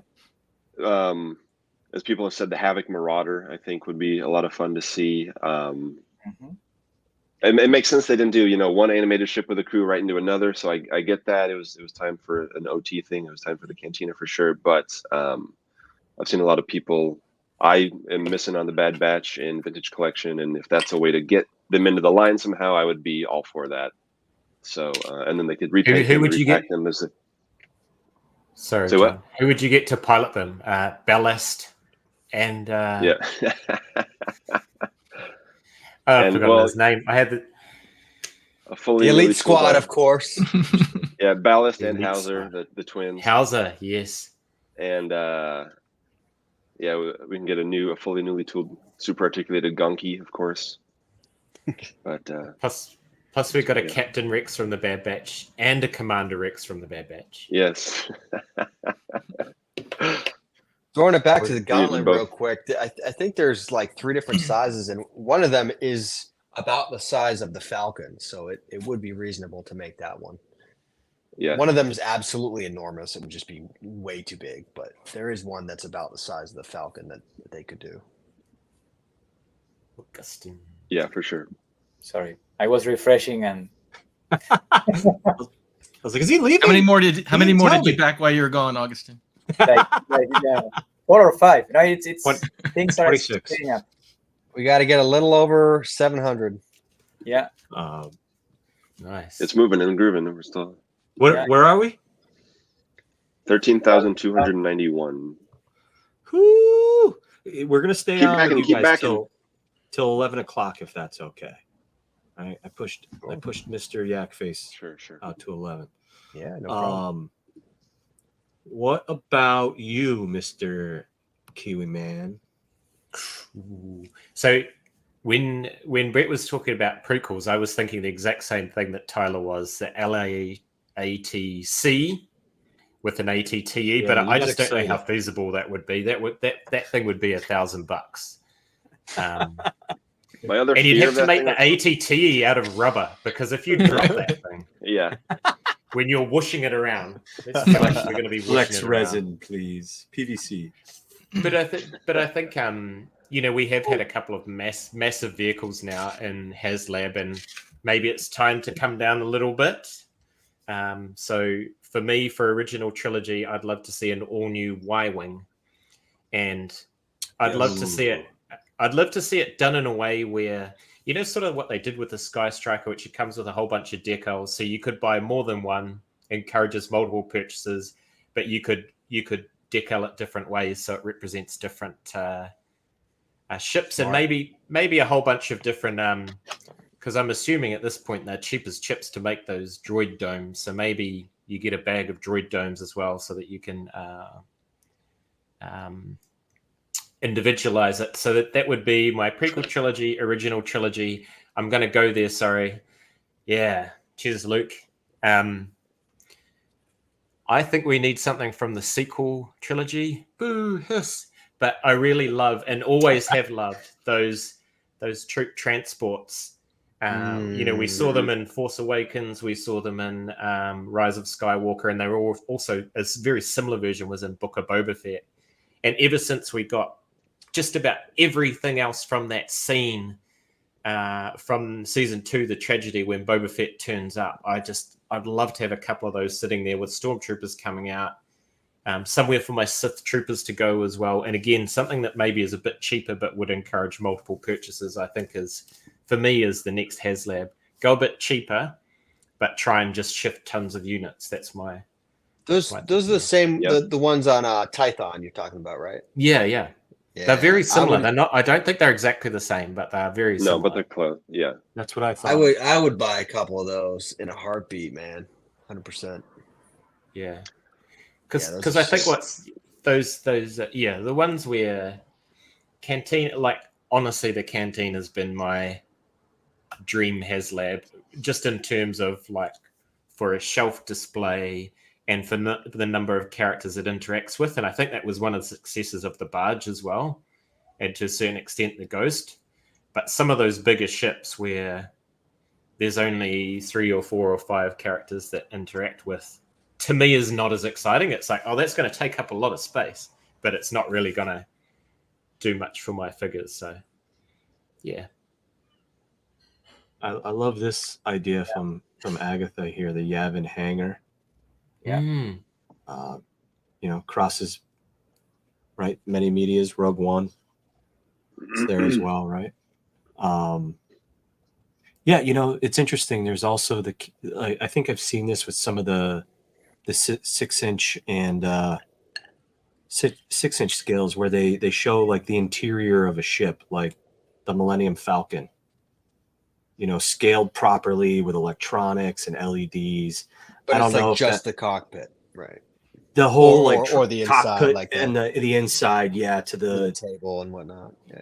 yeah. So I don't know what your guys' thoughts on that, and that kind of leads me to talk about, this was obviously the first, and Brett I'll just say it. This was the first play set from Star Wars, right? Augustine, you were talking about the what do you call it one? The Thundercats? Is it Thundercats or He-Man? I forget. What was that play set? No, He-Man. Thundercats. Eternia. Eternia. Ooh, Thundercats. that's a good one. That's a good one. But this is the first one from Star Wars, right? From Star Wars Media and Hasbro doing a play set as a dream project, right? I think it's the first HasLab playset in general. Yeah, like other companies have done playsets, but yeah, this is the first HasLab playset. Yeah. And I know the barge where Brett was kind of saying it's like a playset in that you can open it up and treat it like a playset, right?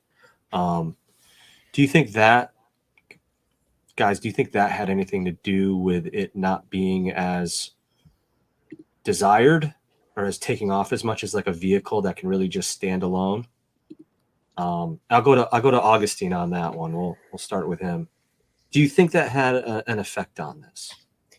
Can you repeat the question because I was? Do you think it not being a vehicle caused it to not be as popular? Yeah, I've heard some people complaining about that. Yeah, they prefer ships than playsets. I prefer playsets for HasLab. Okay. I'm talking HasLab here. I prefer playsets. Actually, if we are talking prequel, I would like to see the Geonosis Arena. It's Pitranaki Arena is the official name, I believe. Yeah. I would love to see that one, like in a grander scale than the old. Yeah, but I don't know if Hasbro would make the creatures again. That's, I don't know. That's pretty. Well, happen to have one of them right here, handy. That's why they're making Master Soul, so they can make 3,000. I don't see something like that happening again. I don't know why. This guy was particularly nasty in the movie. Too many elbows. It's too expensive. And the paint ups and everything. But I got this one too. Here. Yeah.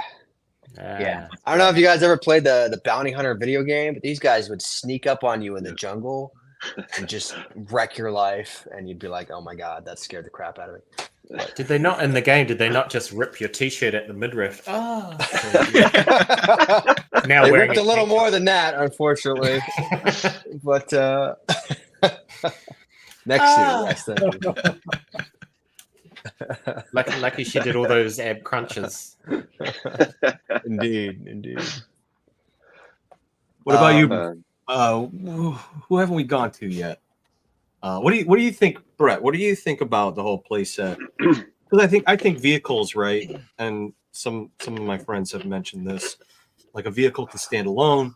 Somebody from any scale can put that up, even if they don't even collect action figures of any sort. They can display that in their collection. So that might appeal to a wider audience if you think. And also the whole playset idea is, do you have all of these figures to even put inside of it? Is that keeping you from committing to it? Yeah, I think ships definitely transcend across both action figure collectors and just Star Wars collectors. I think majority of Star Wars fans love ships. So you got a lot of people, even people who collect different scales, they may still want ships just to hang in their room because they just look cool, right? So when you do a play set, it's strictly going to be 3.75 action figure collectors that are going to want that, I would think.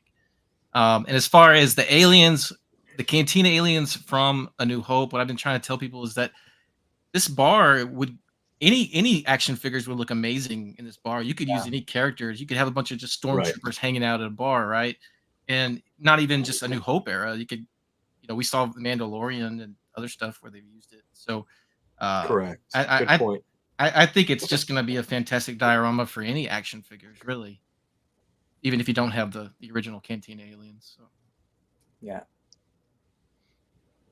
I agree. Can I jump in, John? Absolutely, please. So, do you have a letter? Do you have a letter to read? No letter this time. No letter. Are you gonna start with a sigh? Give us a sigh. Give us a sigh. All right. So, so I think it's a factor a little bit. You know, I know that people purchased TBS collectors who don't normally buy vintage collection, right? Bought Razor Crests and also bought Ghosts to use in the background for like perspective shots and filthy scale mixing. But no, I'm just kidding. But no, for like perspective shots, you know, with the vehicles in the background. So there is some of that, but at the same time, I mean, again, when you look at community polling in your own, you know, Facebook group, the number one item that has consistently polled at the top has been the Death Star, and that would be a diorama / playset environmental piece, right? So Yeah. At a certain point, no, I don't really think it matters. I think the community just wants what it wants. I think that, you know, the Ghost, back when we conducted those polls a couple of years ago, right? The Ghost was the number one leader, so to speak, and it did really well. And then the Death Star was second place in that, and then the Cantina was, I think, like third or somewhere in that. So I think when we look at how this has performed and how the Ghost has performed, I think it's about right. Maybe I don't know. But I think that there's definitely still an appetite for environmental pieces. I don't think that environmental pieces are doomed to fail or not do well, or that vehicles are necessarily going to do better. I think it just depends on the item and if they listen to what the community is saying that they want. So consistently. True. Yeah. By the way, Yeah, 600 to go. To another. Somebody just mentioned. Oh, sorry, that was my microphone. Sorry about that loud noise. Somebody just mentioned take a look at Mr. Stevie's comment about Australia. Yeah, I just saw that. And I don't see where they're. Hey, check out. It's in his Instagram story. Oh, Hurry up. I did hear that a couple of Aussie and New Zealand people left it to the last minute to try and order, and then they closed it early. So maybe that's what he's talking about. So I don't know why you would leave it to the last minute. In his story, he says, if you are in Australia and having issues backing the Cantina in the last hour or so, please DM the company directly. They are on Instagram that you are trying to back with. Unfortunately, I can't give any info on third-party resellers in territories Pulse doesn't operate in. Let me know how you get on. So, yeah. Real quick, we got less sure than 600 to go. With an hour left. We're doing it. We're getting the bronze. I think we can clear LeBron. Yeah, and do you guys think we'll see some extra backers when this closes? Like Hasbro needs to like. They always. Yeah, I remember last year when the Ghost closed, we set a number and then it was a little bit higher the next morning because I think there's not going to be a giant batch of international orders, is my understanding. They do a little 200, 150. They drip feed them in, I think, weekly. Yeah. But yeah, there is a little bit of finessing at the very end of maybe some, I don't know. They check the couch cushions for other backers. LeBron James. Mr. Miko, going back to your question about ships versus play sets. Yeah. I think if there's one extremely important takeaway from this entire campaign is that the next HasLab is going to be a floor.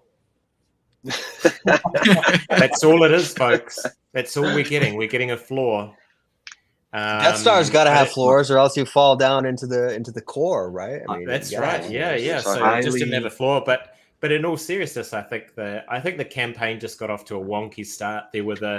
Unfortunately, there were the leaks that Hasbro loaded some stuff on, and so I think they're on the back foot with the narrative from the beginning, as people were saying it looked unfinished, it didn't have roofs, it didn't have floor, blah blah blah, and then I think there was let's just say an influential YouTuber who went on a big long rant about nothing happens in the canteen. couldn't be further from the truth. And I think, so I think it just got off on the back foot. And I think the community rallied. Chris at Bantha Skull, you guys in SWTVC, you and Augustine on Facebook, Brett's Cups Gags, No Skill Customs did a couple of great videos as well. Like there was just so, and Victoria's Cantina, of course, with the Tonika sisters. Like it was, to me, it was the community rallied and put out all this good stuff and pumped it up. But I really feel like it just got off on the back foot with the start that it had and the leaks and the bad vibes. So yeah, it was a real weird one for me. I agree. Yeah, they delayed it. I don't think it was so much ship versus playset, at least not for me. In fact, if anything, I was more pumped that it wasn't a ship this time around, if that makes sense, as much as I love the ships. Usual Mike. Thank you, sir. Oh, and it just lost too, but that's okay. And one thing I appreciate in terms of, I know we're almost closing out our time here, but in terms of, you're good. With a playset, you definitely need the figures to fill it out. Yes, you can put 100 clone troopers in there, 100 stormtroopers, whatever.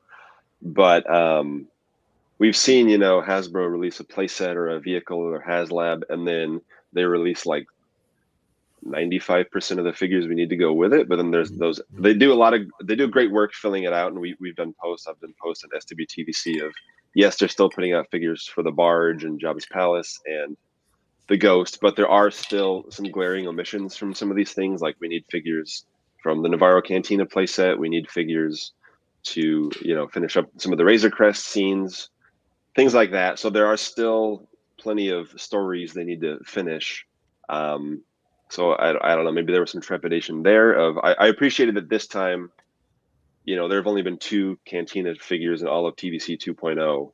So maybe some people were like, I don't have any of these figures to fill it out. So I appreciate that they said, we're going to get Hammerhead, you're going to get Luke Han Bin and a Chewie update and stuff like that. So I appreciated that they said that, but there's work to be done as they know, but. Yeah, it's kind of interesting, right? Because we haven't had too much offered from an OT perspective for the Cantina in the last few years. I know they showed, the Mandalorian and Bo-Katan and stuff like that hanging out in some booths. But it's I think it's hard to sell something when I know they're showing, right? Like what, 7 or 8 figures coming up for it. I have the photo here. Hold on. Well, outside of the Cantina, it's just the 4 heroes and then Hammerhead. Yeah. Or outside of the HasLab characters. Right. But my thought too at first was like, oh, they're doing this. They can show this with, and I know it's the vintage collection. You don't want to like dilute what brand you're presenting it on, but I was like, why haven't they shown anything from like a retro collection or Kenner perspective to sell it to folks that maybe only collect that line or that style, or also collect that line and style. Again, it was probably because, well, it's branded for the vintage collection, premium deco, and our sculpting and blah blah blah.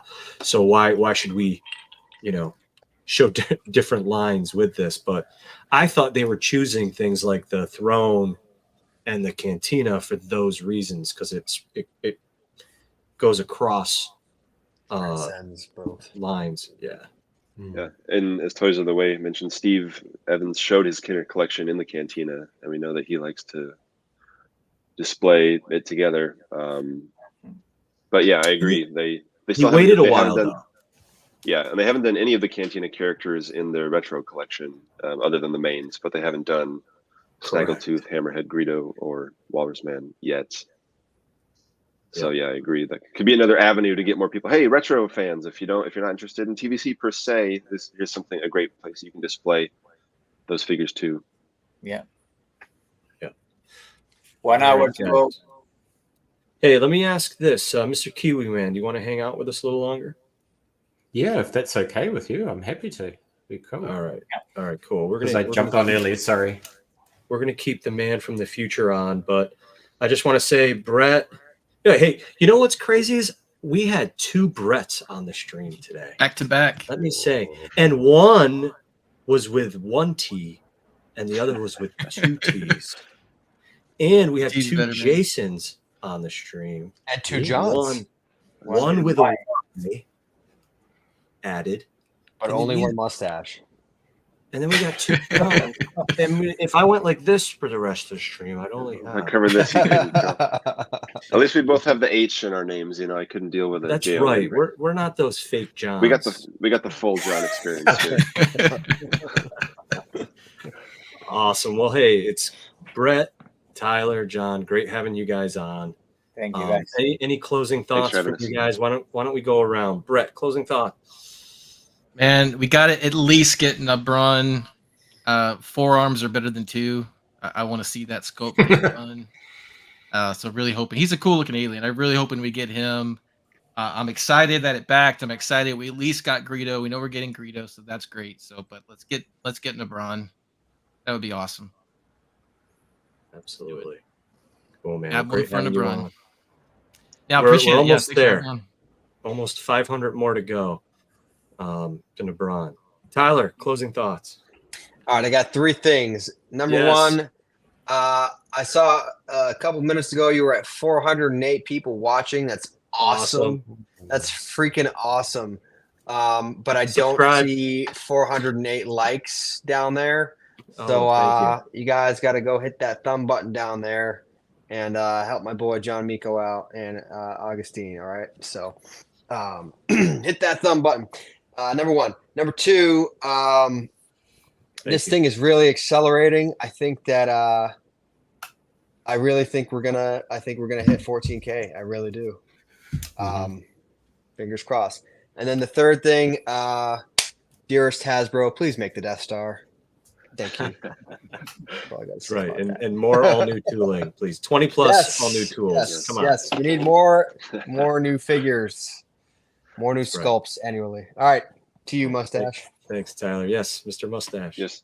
Thanks for having us. Thank you guys for all you've done during the campaign. Thanks, everyone. Thanks to our other teammates. Evan has been doing all the great images that we've been posting, the blue kind of tinted awesome images. Hopefully we can use more. Hopefully, Nabron backs in the next 5 minutes and we can post all those great images about Arlisle as well. And thanks, Lewis, also. Thank you to Hasbro preemptively for when you release Arlisle shoes anyway, please, because I need that guy. I'll pay $17 for him. That's fine. I wish I could have got him for free, but we'll see what happens in the next hour. I forgot one last vehicle, totally off topic. I got to mention the Imperial gunship again. It's been in Rebels, Clone Wars, Ahsoka show. I love that ship. That's one more I've got to throw in the pile. That would make another great HasLab. Thanks to everybody who has participated in this. Said what they want, Hasbro, great job on this. Let's bring it home, everybody. Agreed. Go back after you click like on this video. Go back 2 more cantinas. Everybody will be home in no time. Round of applause for Hasbro. Thank you for having us on. We appreciate you guys. You're most welcome. Yes. Cheers Thanks, to all of Thank you. you guys. Honored to Thank be you for here. having And here's to the vintage collection. Long Cheers. live the vintage collection. So We have 6 cups now, but we'll have 100 cups very soon. So that's all we really know. cheers, guys. All right. Cheers. Bye, Brett. Bye, Tyler. Take care, Bye, guys. John. Bye, See you guys. All right. Here we There are. we go. All right. Okay. And It's in the witching hour, Yeah, we're bringing on okay, less than 500. Mr. Yakface himself. Howdy, fellas. What's up, Jason? How you Jason, guys doing? how are Good to you? see you, brother. Thanks for Hey, Jason. Jason, how you doing? Augustin? Nice to meet you. You as well. Tyler, do you want to come back on? Why is he got to Tyler, grow? do you want to just stay on, Tyler? He's like, I don't know if I'm He's on. typing. Am I on? Am I not on? I was hoping for Tyler to say something. I guess I'm back. We're gonna keep Tyler on. We're just gonna keep you on. Yeah, In that case, I gotta go get a refill. So All right. I'll be So- right back. Yeah, he's echoing. Hopefully, I'll fix that. My bad. So, Jason, good to see you. Oh, Good to talk to you again. Am I am echoing. Yeah. Do you have an Is echo? that- Am I echoing Yeah, on you? It sounds cool. Let me check. Hello? Hello? Yes, you are. So I'm going to unmute you. Oh, he's got to plug in. Yeah. See if I can find some headphones quick. This is so echoey.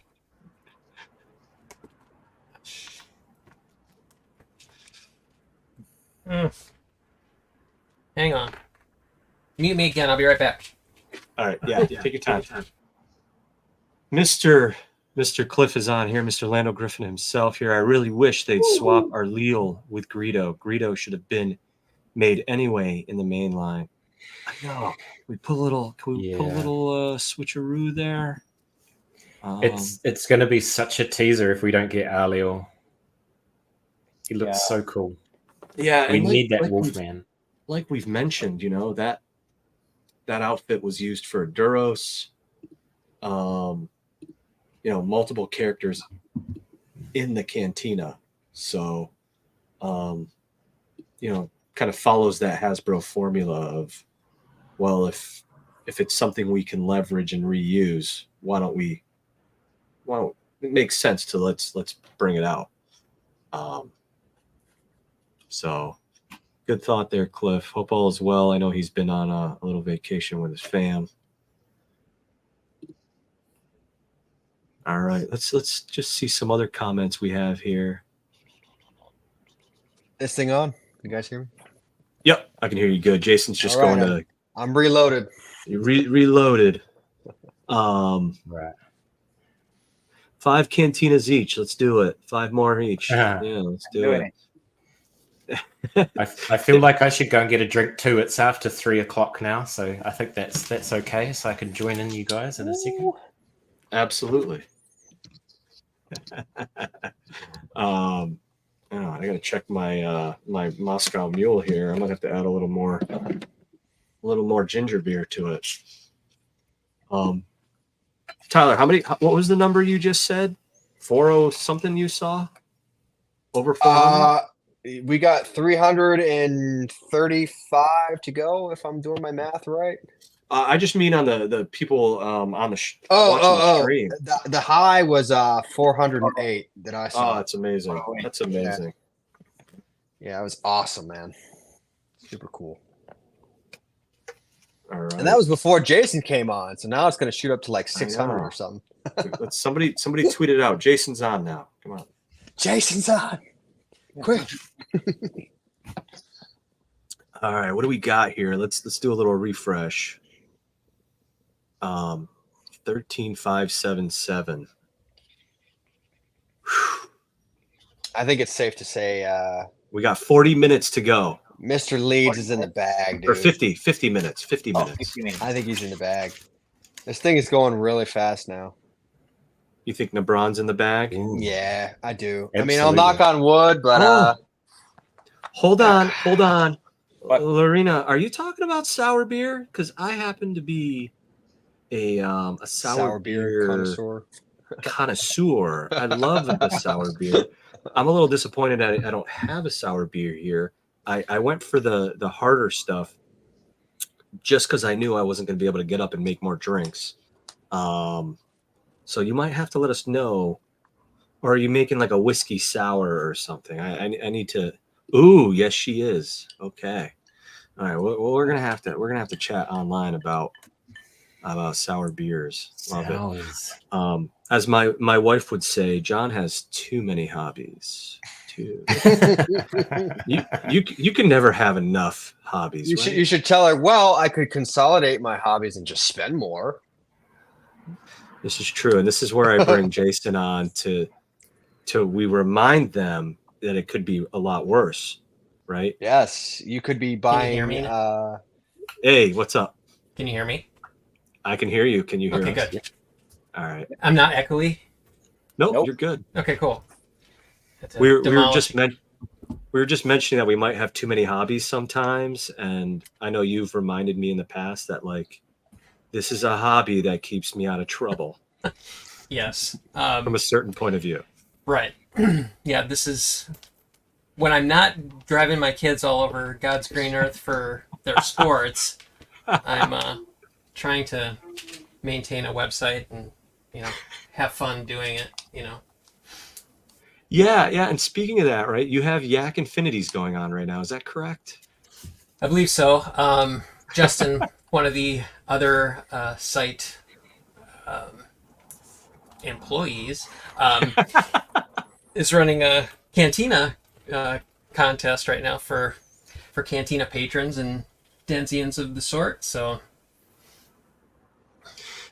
basically, people make customs, right, and submit them, and you guys draw like a set of winners, like a certain classes, like a different class of. Yep. In our forums, there's, one of the few sites that actually still has forums around. I mean, we brought it back after a long time of it being down, but Yeah.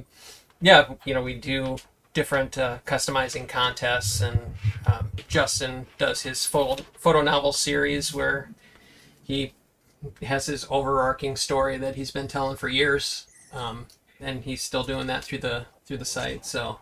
But the customizing is really great. There's some, I haven't dove in there to see all the different submissions because there's been quite a few.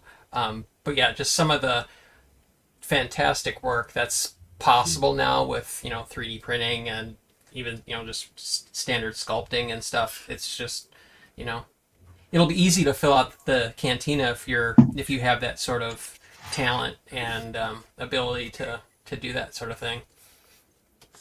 So Yeah, absolutely. That's another, I guess, sub hobby I've been sucked into. The 3D that printing. Yeah. As you know, yep. I bought a 3D printer recently. Shout out to some of my customizer friends out there. Got me into it. It's absolutely addicting to be able to either I'm not designing anything yet, but people design stuff, give it to me, and I can actually print it. I don't have to wait for it in the mail. I can print it down in my little lab downstairs. Right. Even got my my own little sand pirate John Miko here. Oh yeah, awesome. That's great. Which I guess it's a bit vain, but it's pretty faithful to your likeness there. But yeah, anyways, it's just opens a whole nother avenue to, things that you want, that if, they're out there, you can just print them instead of waiting for some company to make them. But right. I know a few of the customizers out there, like Justin Cook and those that Travis Wilson, some of the people that are just blow me away with how they customize things, the paint deco they put on these things. It looks like, it was produced from, I don't even want to say a factory because it's even better than that, but it's just, they're true artists. Yeah. Just blows me away. So, and you were mentioning that you also updated your forums, and how that was a big overhaul for you as well. Because we had moved servers and, having to migrate a whole bunch of stuff, and, it was just down for, I didn't even remember how long, a couple years maybe. But yeah, we brought it back. What month is, maybe earlier this year? I'd have to go back through my posts, but yeah, it's been a long time in the works, kind of behind the scenes, trying to doing a ton of testing, just different features and just being able to get it to work like it used to, and we felt comfortable enough with it. I didn't do hardly anything on that end of it, but Justin and another guy who does some of the more technical coding and maintenance of that software, Brandon. He got that thing back up and running. So awesome. I paid for it basically. Nice, man. Very cool. I do want to bring up a question here. Hey, Mr. Georgie. Speaking of soccer, it's a soccer player right here. Mm-hmm. a pro soccer player, right? Or semi-pro, Dan? Let us know. I wonder why Hasbro wouldn't still release Arleo if we don't reach him. Everyone who backed would buy him for $17. They were gonna give him away for free. That they're not giving him away for free. You know, they need to get 17,000 Cantinas sold to give him to us, and now they would make money off of it. Well, again, I think we've talked about it, right? They said, you know, they may or may not release him down the road. They've obviously put a lot of effort into a digital sculpt, right? What are your guys' thoughts on that? And I'd love to hear if you think, if we don't reach the 17,000, I'm going to stay eternally optimistic until this ends. Do we think if they were then to release our Leo Shoes down the line, that it would take another figure off the list that they were going to produce? Anyone can. I think Chris from Bantha Skull has done a couple articles about everyone's favorite topic, the cost accounting of it all, and you know, pointing out that even though it's a stretch goal, it's not going to pay for the whole thing. Like, they've already done the R&D for it, so there is some sunk costs there. I definitely, they're trying to cover themselves, and I thought you know, the fact that they said you're not going to get the Tonika sisters or Woohoo anywhere else, I thought that was good. But the other three, they're a bit more ambiguous. They were like, well, this will unlock them and get them into the main line, but if you don't unlock them, then it might be a bit further down the road. But I think if we don't get there, but we get close, I think that's enough of a signal from people that we want him. So I'd be optimistic. Like, even now, if we just make between 14 and 16,000, I think he'll still be coming. I'm hoping. Yeah. You know, I kind of look at it in the way of, you know, it's not even though it is a figure I want, I didn't really give him much thought prior to it being one of the but, you know, like, if they didn't release it, would I miss it all that much? Because no one was getting it. You know, I wasn't the only one missing. It was kind of a blanket thing. It's not like, let's say the Death Star, the SDCC Death Star pack of carded figures that were, you know, I never got that, and I missed out, and I hated that I missed it, and it's just one of those things that kind of hangs out there, you know, an empty spot in my collection. I could always go back and pick it up, you know, obviously if someone puts it up for sale, but I just think that it's not if they don't produce that figure, or it's not released through this HasLab, I guess I've made peace with that, just because I know I'm not the only one that missed it. You're not the you know only what I'm saying? one. Yeah. John, can you highlight Dr. Afra's comment there just a few seconds ago? Yeah, so Right. If I can jump in here real quick. So Absolutely, man. Mr. Stevie, I think has been he's been saying it without saying it. And that's that, you know, like Dr. Afra here said, the tooling doesn't exist yet, right? Yes. So we would be paying for the tooling. The figure that we're seeing in the promo images right now is it's like a prototype, whether it's resin or whatever it is. That, you know, people say, well, the figure already exists. Why are we paying for it? No, the figure does not exist. That is a prototype. Yeah. The tooling does not exist yet. If we get to 17K, that would be paying for the tooling, right? Now, what Steve has said is that if we were to get to 17K, it would be more likely for us to see that figure again in the main line, right? And if we don't get to it, then it could still happen, but it would be more likely if we paid for the tooling. So in other words, what I take that to mean is, if they were going to slot that figure into the main line, it would bump something else. Something else newly tooled would get bumped in favor of that.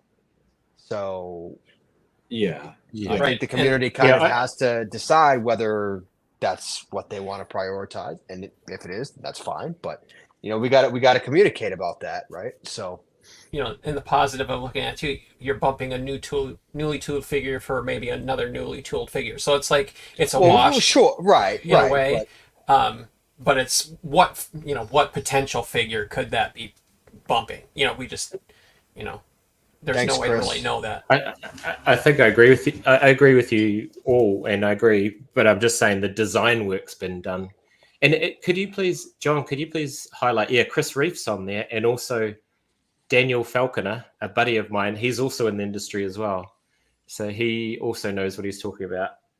Well, that's what we were trying to make clear, right? These are prototypes. There's no steel tooling cut. There was a video they just showed recently of them, painting and putting all these figures together. You can see they were dremeling and trying to, put them all together from clearly not being a final figure of any means. So, thank you, Chris. Thanks for staying on with us and engaging with us. Agree exactly what you're saying, Tyler, that there are people following this that go, oh, but the figures already exist, so it's free for them. And it's like, no. Negative. That's why we got to get that extra 3,000, because that's what pays for the tooling, and also what makes it what balances the the cost to profit ratio, so to speak. I'm probably not putting this well, but somebody can jump in and phrase it better than me, I'm sure. But they have to make sure, obviously, that their profit margin is balanced. They can't just throw things in willy-nilly. Yeah, so these are predetermined budgets that they have to stay within. Yeah. Certain. What does it matter now, Tyler, if Bantha Skull gets kicked another 2 years down the road? I mean, at this point. I'm going to plead the fifth on that one and take a swig. That's what I'm going to do. Which bad batch figure do we take away? And that's always the hard thing, right? The Sophie's choice, so to speak, right? You bring up Bantha Skull now, and obviously I think there's been significant talk of him being recast, or the character. So now, which Bantha Skull do you want? I'd want the original personally. But of course, I mean, I would too. But then, that's a heck of a decision to make. I think that probably maybe that threw things in question as far as a release schedule for that figure. As long as Balin and Shin are the correct relative height, Jason, I think we won in TVC. Preferable, yes. All right, where are we at here? I just refreshed a second ago. Is it 13,725? John, just real quick, I don't want it to get buried too far in the chat. Chris was saying some good stuff. Ooh, what do we got? Some nuggets. I was just in Hong Kong and China for 2 weeks working on this and other things. We have been continuing development of everything all along, but we stopped short of cutting the tools, the steel molds.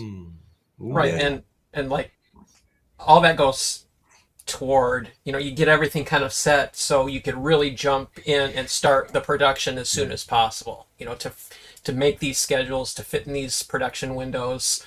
I think, like he said, stop short of cutting the tools. They have everything ready to go, once this campaign ends. And, where we end here in what is it, 35 minutes? 34 minutes, yeah. We got to get 255 in 33 minutes. I think we can do it. Augustine, open another credit card, please. I just did.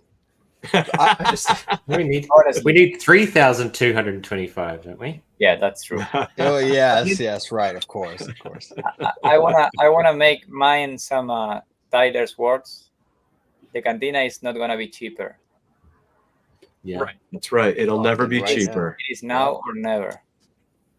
John, I would agree with Johnny Mustache's comment here. Yeah, that one. I would agree. That way you make everybody happy and you honor both actors and both appearances and whatnot. I think that would be the ideal way to do it.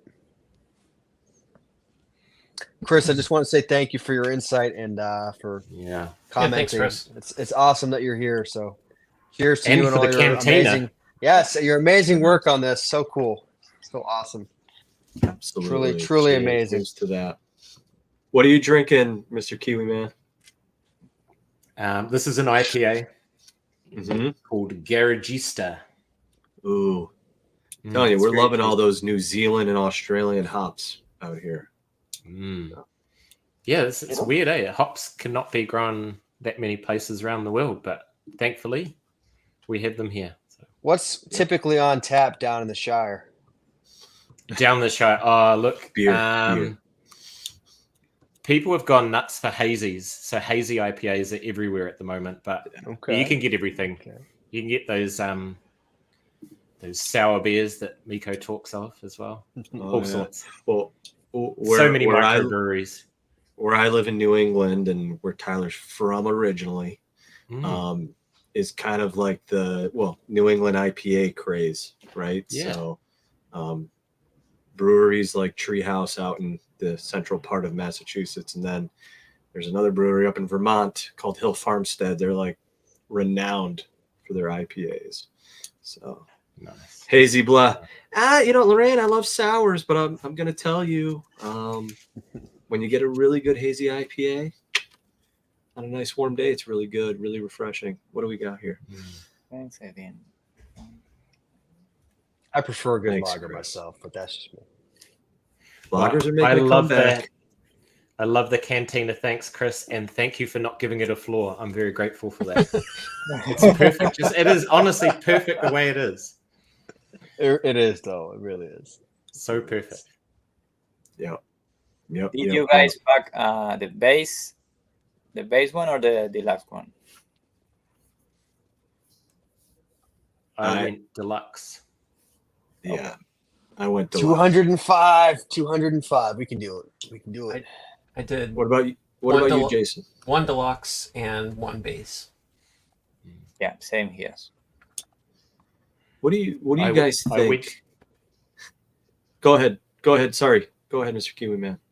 Sorry, it's the syncing because we're in like different time zones. I was just gonna say I went to go on this morning. I'd been thinking about it all night, and I'm like, I'm gonna back another one. I'll back a base, but of course they closed early. So, but I'm happy with the deluxe. I'm not in it for investment. I'm gonna open Wuher and the Tonika sisters. Yeah, it's gonna look awesome. Right. Display Do, that chest, one hand, chest hair. double proud. crush, and Yeah. twist. And that old Wuher is going into the garden. I have a really good Stormtrooper one that I'm putting up tomorrow. I think you guys will enjoy. Nice. I think it's gonna be my best one yet. So Here we go. Customizing. Yeah, exactly. Yep, he's right. A good sturdy cardboard. A good X-Acto board. knife. That's what Something I did. every collector should have, right? That's what I did with my original Empire Strikes Back box, Millennium Falcon, when I was a kid. I converted it into the carbon freezing chamber by cutting a hole in the top, and it kept a flap so I could lower Han, and I wrapped Han in tinfoil, and I shoved him through the hole in it, and That is brilliant. I if love it. I only knew better, right? That's perfect. That is amazing. We're at Wow, we are really accelerating, man. 13,827. The witching hour. Oh man. Ooh. Where are these big? We got big 172 to go. Man, I'm telling you, we got this. Everyone jump on board the FOMO train. Another 3,000. Oh, 72. Why do people wait for the last second? Because they don't listen to us to back on the first day. Yeah, That is the answer. I wish I had $1 for every time that was explained in the Facebook group. I was arguing with somebody, I think it was earlier today or yesterday. I've been up Yes. for like over 25 hours, so I'm tired. But anyway, he was like, it doesn't matter when you're back. I was like, So I can't No, deal with you right actually, now. I was doing something else. I'm waiting for the campaign to hit 14,000. Yeah, Augustine, what did you have there? You're waiting to open something when it hits 14,000. When do we No, get no, no, charged? Oh, I have a message here. oh, okay. Oh, what is this person saying? Could you please say the word deck? Dick. Oh, Australians, it's dick. Yeah. Deek. Happy to do it. Happy to. Oh, So if you were ordering from Australia or New Zealand, it was through EB Games, Zing Pop Culture, and it was slightly different because when you order, you have to pay a deposit,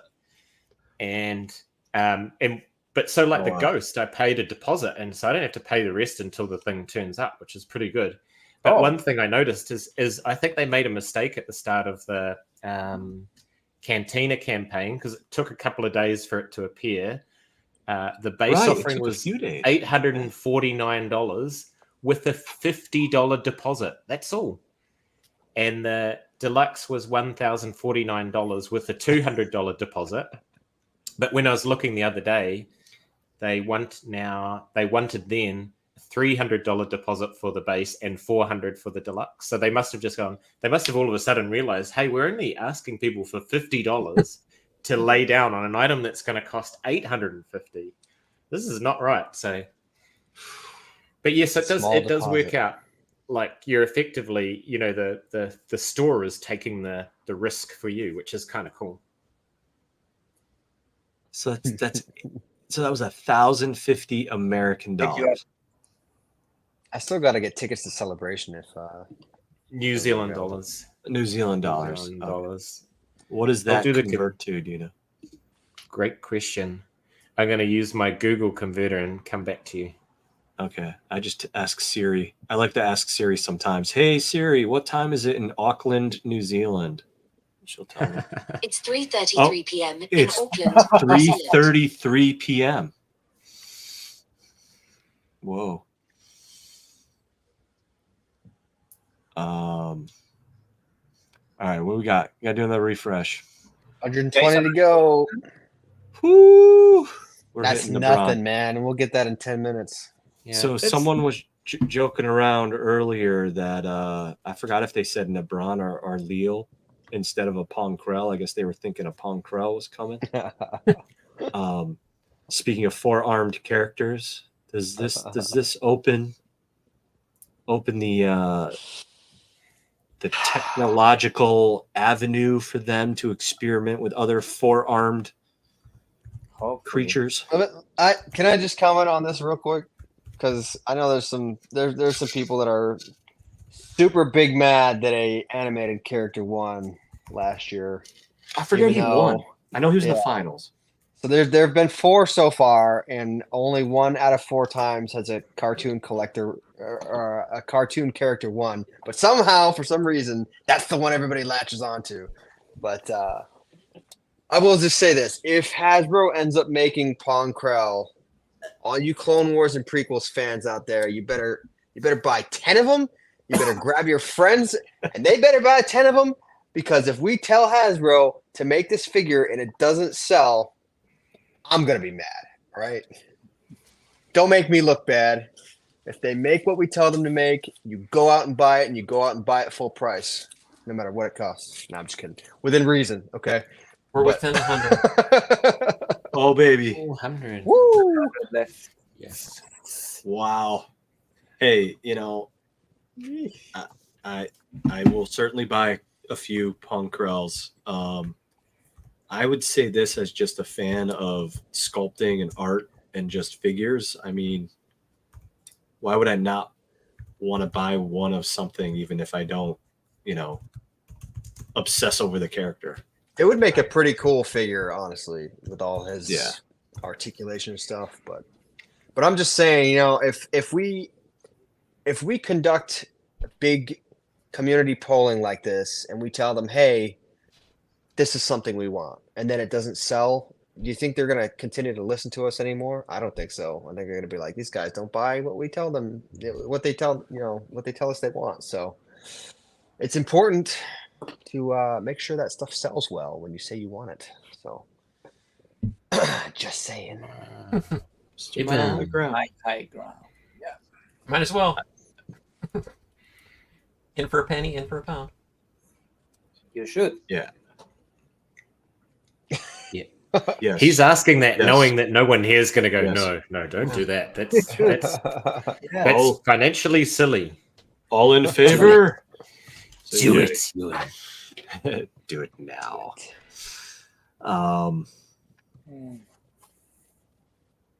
Oh, and shout out to, I think Utah Don's like somewhere in Africa. So shout out to him. Thank you for your service. And man, thank you for hanging out. I think it's pretty late there, wherever you are, or pretty early. Early. Yeah, I think 6 a.m.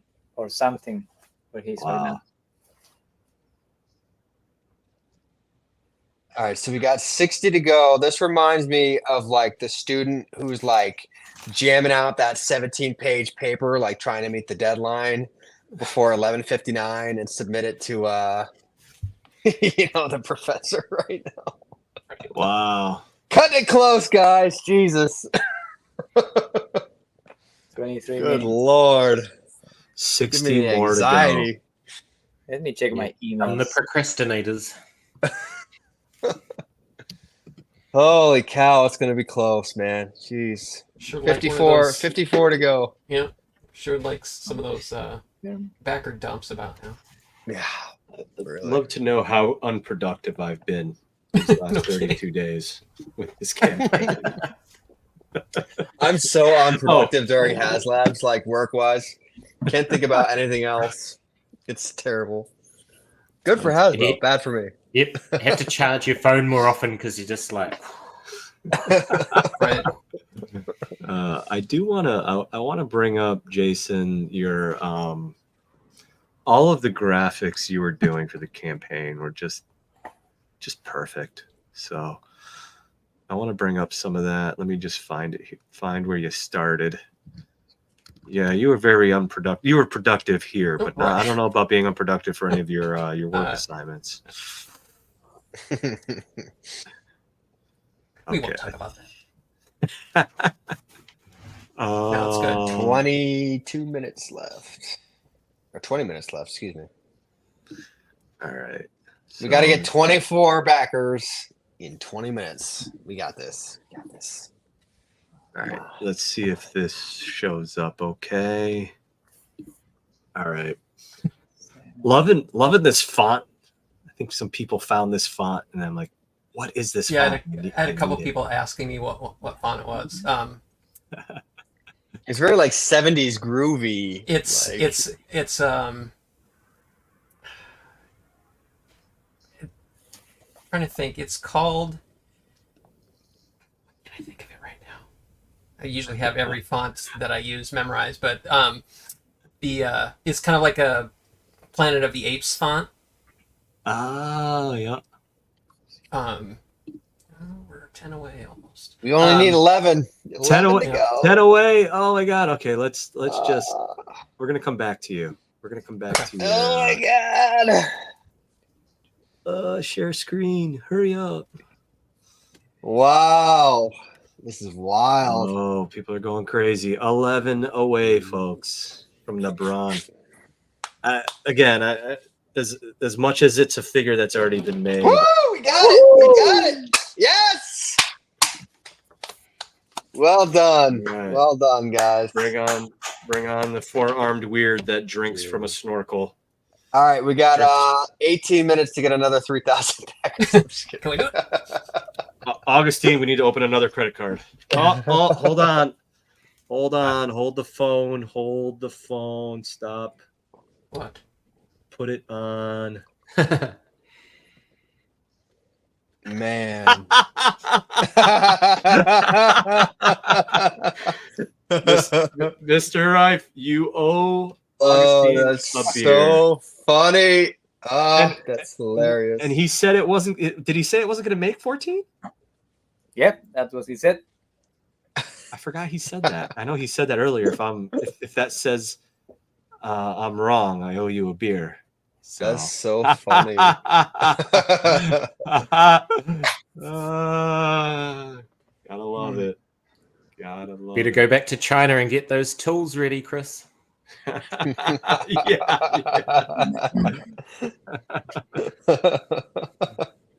423 watching right now. Look at that. At He said 11:41. Hong Kong. All right. It's not quite the same. Oh, good That's awesome. stuff. I'll buy a round. Oh, there it is. There it is. He's buying us around. We all have to go somewhere. I don't know if it's Japan. Agustin gets I don't 2 know if rounds. it's Wow. San Diego. We might have to do San Diego next year. Make sure he's there. I don't know. And please make sure you have a TVC HasLab exclusive when I go back next year. Thanks, Chris. All right. Hey, Augustine, thanks for the free round of beer that Chris is buying. You're welcome. Awesome, guys. Is it still going crazy? Oh, baby. 14:57. I don't know, though. What do we got? We got 17 minutes left. 17 minutes left. 59, Yep. right? 11:59 p.m. 15 minutes all in advance. I love it. We'll sneak back to I gotta get my last graphic out there, for God's sake. oh man, I failed on that. Oh, John, can you get that out for us? Johnny Mustache. Johnny Mustache. Oh, I just Please lost and thank my- you. All right, I want to go back to some of this goodness. Oh, I love this one too, right? We're all in that boat. Nice. Yep. Yeah. That's so true. So many people reference this. Brett on Fett referenced this in a video as well.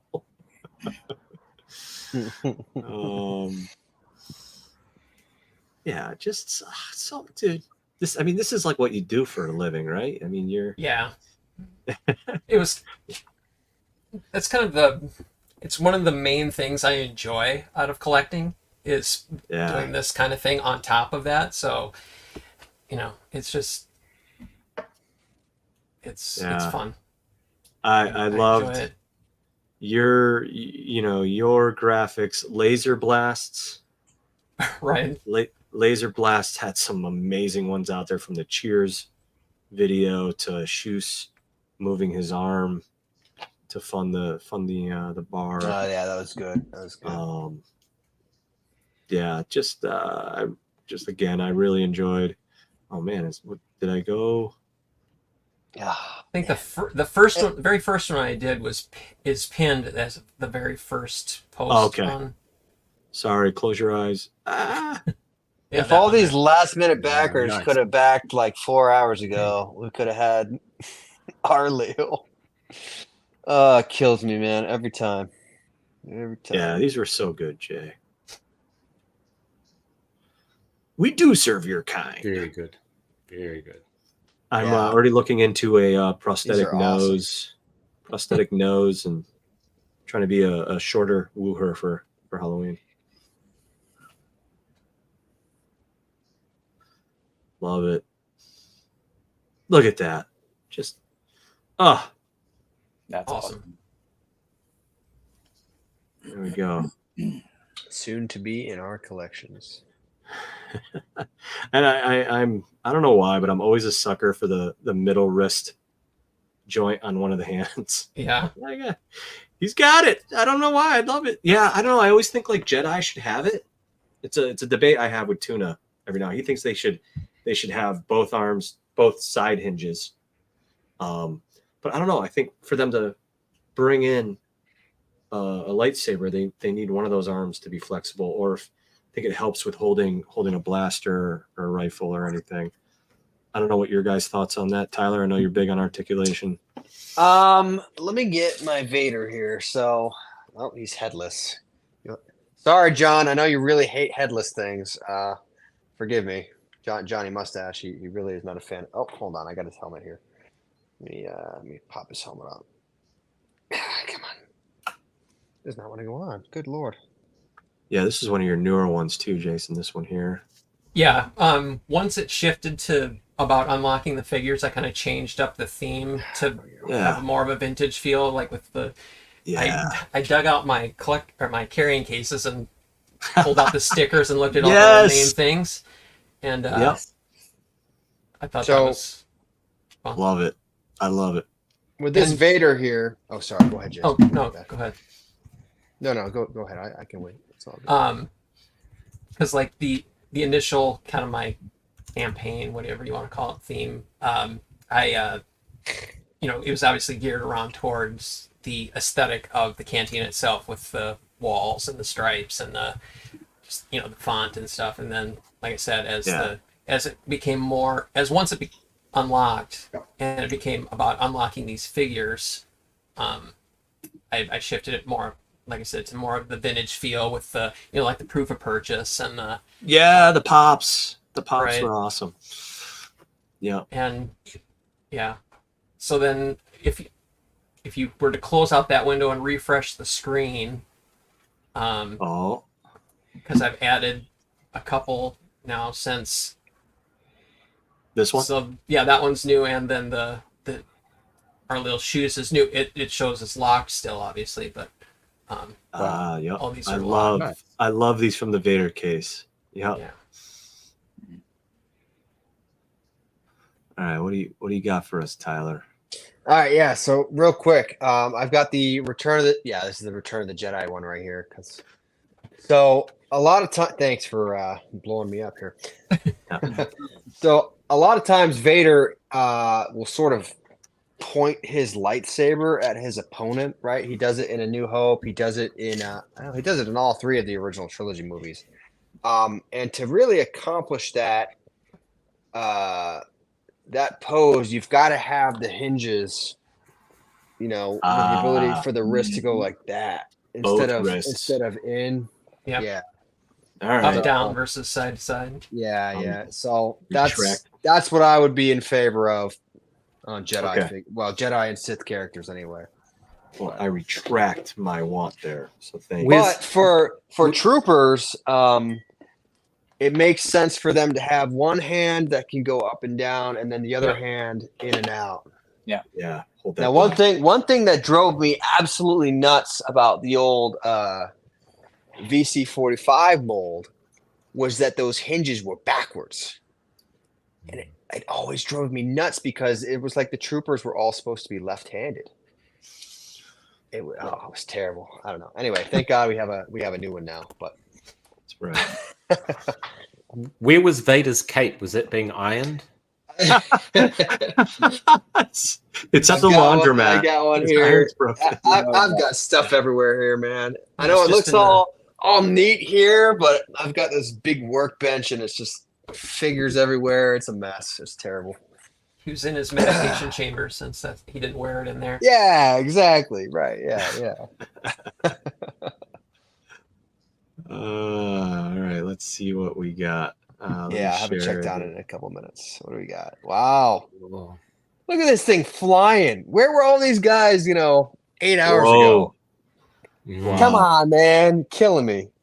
Can we take 11 minutes? We take these extra funds over Nabrun and put it towards partial tooling for Mr. Shoes.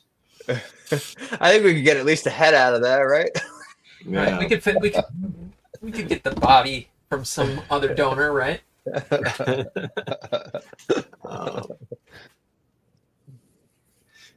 Good stuff. Good stuff. Jason, any Mr.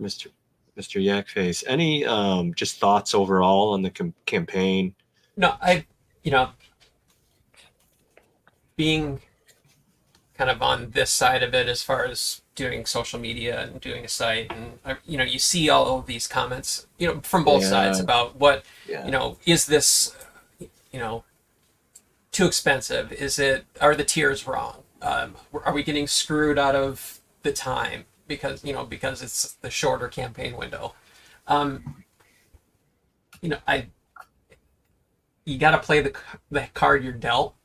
There's not a whole lot you can do. I mean, you could I completely encourage people to voice your opinion constructively.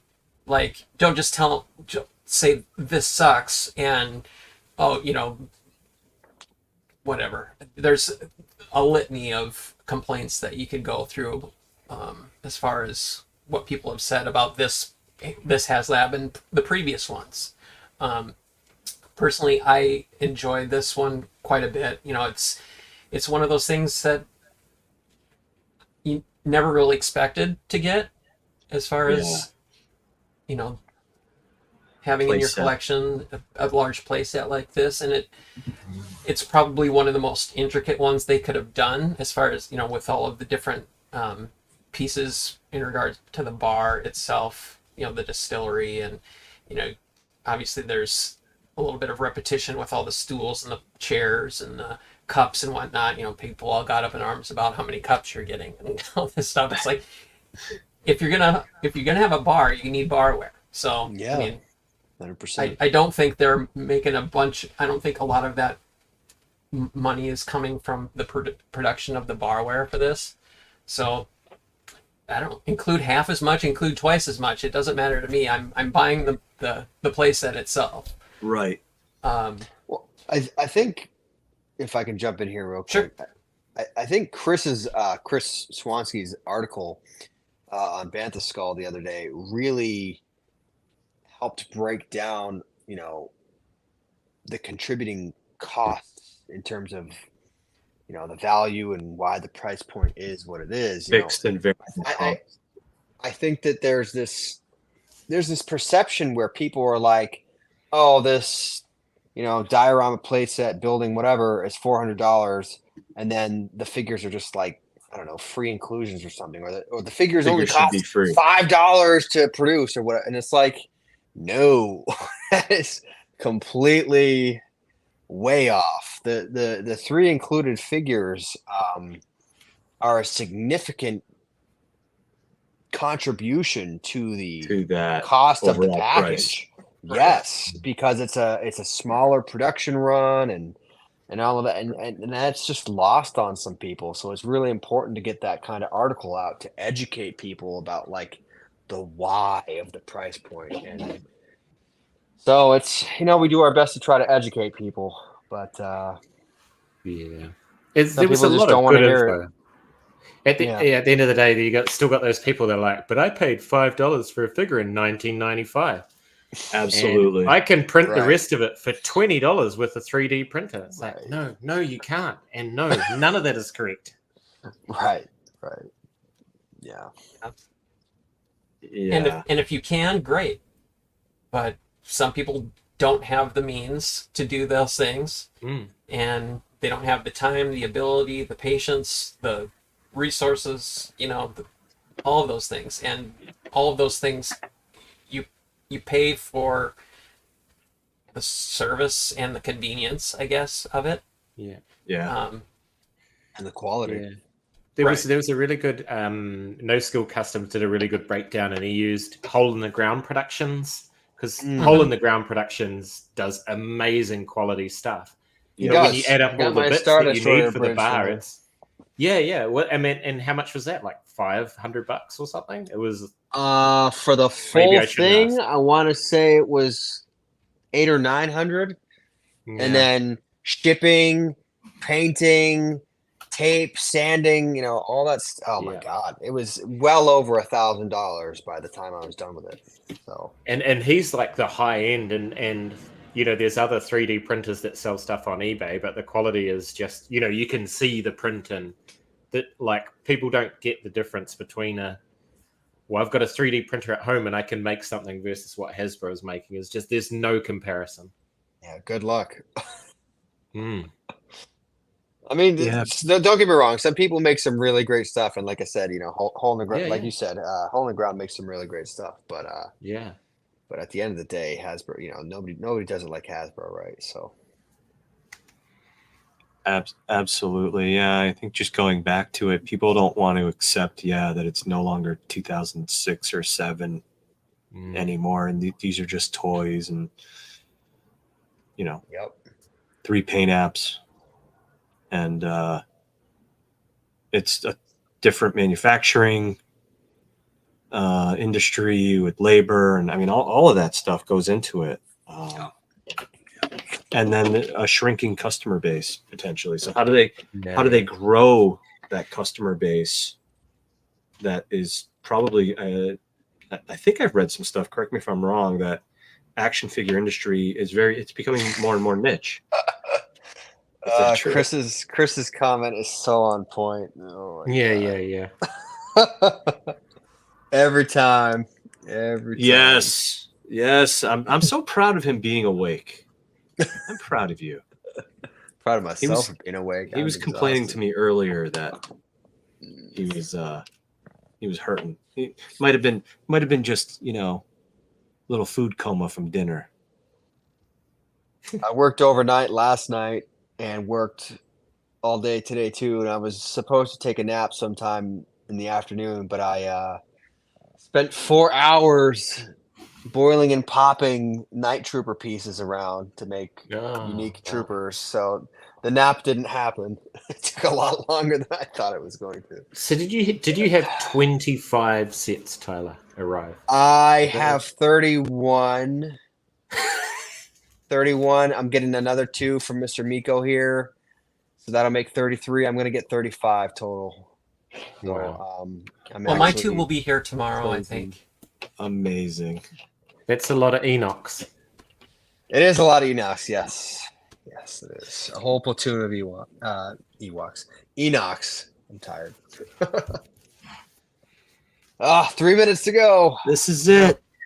463 people watching right now. 3,000. Wow, that really jumped to 69 now. 469. Wow. Look at you, man. Love it. But we still don't have 469 thumbs ups. So go hit that thumbs up button down there. Yeah. Yes, please. Let's see here. Whoo! 14,604. Man. Oh, where's Chris yelling one more day?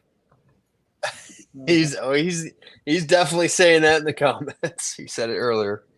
I'm not sure if you guys brought this up before I hopped on, but did you see there's been instances of people having issues checking out? I've seen that posted in Facebook and stuff, where I saw it yesterday on the Vintage Collection Facebook page and another site. And Steve also, I think he posted something on his Instagram too about, if you've been having trouble checking out, send me your location, your country, all that stuff. So I know there's been some issues with people being able to check out through Hasbro Pulse. It's just like the student trying to submit their paper at 11:59 and their internet cuts out or it doesn't upload fast enough. And they're like, "Oh, professor, like you didn't have a whole month to submit your paper.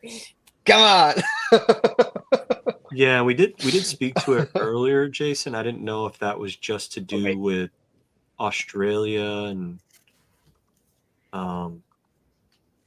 middle-aged Kiwi man's area of the world. Was it also happening here in America? I'm not sure.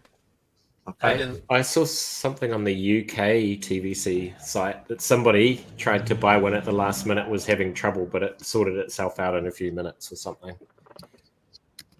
A few comments looks like about it's over. The app. Yeah. 14,652. Okay, let's keep an eye on it and see if it jumps. Oh, I can now shut this alarm off. It is jumping. 14,680 now. That I've been having going off every night at midnight so I can update my stupid dashboard. Oh, man. Yeah, they're trickling in. Where are those 2,400? 2,400? Yeah, where are those 2,400 international backers they haven't added yet? Right. Surprise us tomorrow. Phantom back. We couldn't retroactively unlock Arleo if that many packs came in, could we? I mean, that would be nuts. I don't know. That would be wild. Fun. Wow. Probably not, because there's probably some legal thing where it like has to happen within the timeline. I don't know how that works, but good question for Chris if he's still in the comments there. If you want to speak to that. I'm 100% content where we wound up. Yeah, no, I mean, for it sure. would have been great to get the other figure, but we did good. We did with the promise of more return to Tatooine type characters. I mean, I think there'll be other things that'll make up for it and supplement it. Yeah. I mean, just speaking to let me see if I can present that really quick. Window. A lot of pride in the comments. Yeah. As there should be. That's great. Good stuff, guys. I know I threw Mr. Cobb Bantha and people had a hissy fit about it. Tatooine. What? He's on Tatooine. I don't care. Yeah, Chewbacca looks to be on the Death Star there. I don't think that's very Tatooine. I know, and I'm pretty sure I took their photo. So Obi-Wan. So. Yeah, Obi-Wan's on the Death Star. Yeah. Oh yeah, it's the photos they used. Oh well. But obviously, we'll put a big question mark on Mr. Shoes. Here's my pitch for Chris Reef if he's still in the comments. Give us Aliel Shoes as a pack-in for the Zabrickian ball speeder that sits outside the cantina. Here we go. Yep. I like that. Is that different than the ball speeder? What is that? What is that thing? That's the same one. Yeah, the Zabrickian 9000 or whatever it's called. Yeah, the ball speeder. Gotcha. Because we don't know who drove that. I reckon it was him. There we go. It's canon now. Oh. Still here. Oh, he's still here. Yeah. Congratulations, Chris. Yeah, congratulations. Another cheers to I you, hope man. they're popping the champagne in Pawtucket right now.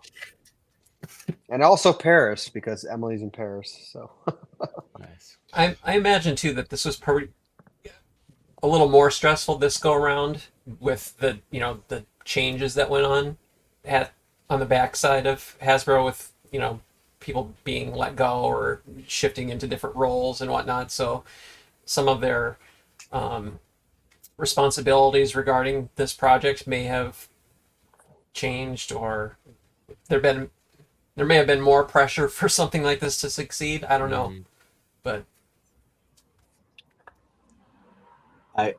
I hope they look at it as a success. People seem to say things need to be around 20,000 backers to be, I don't know, maybe very successful. But again, I think with the circumstances, the timeline, it being a very different type of HasLab, right? As we said, as more of a play set. I hope that's all baked into this being a success. And what your guys' thoughts are on that?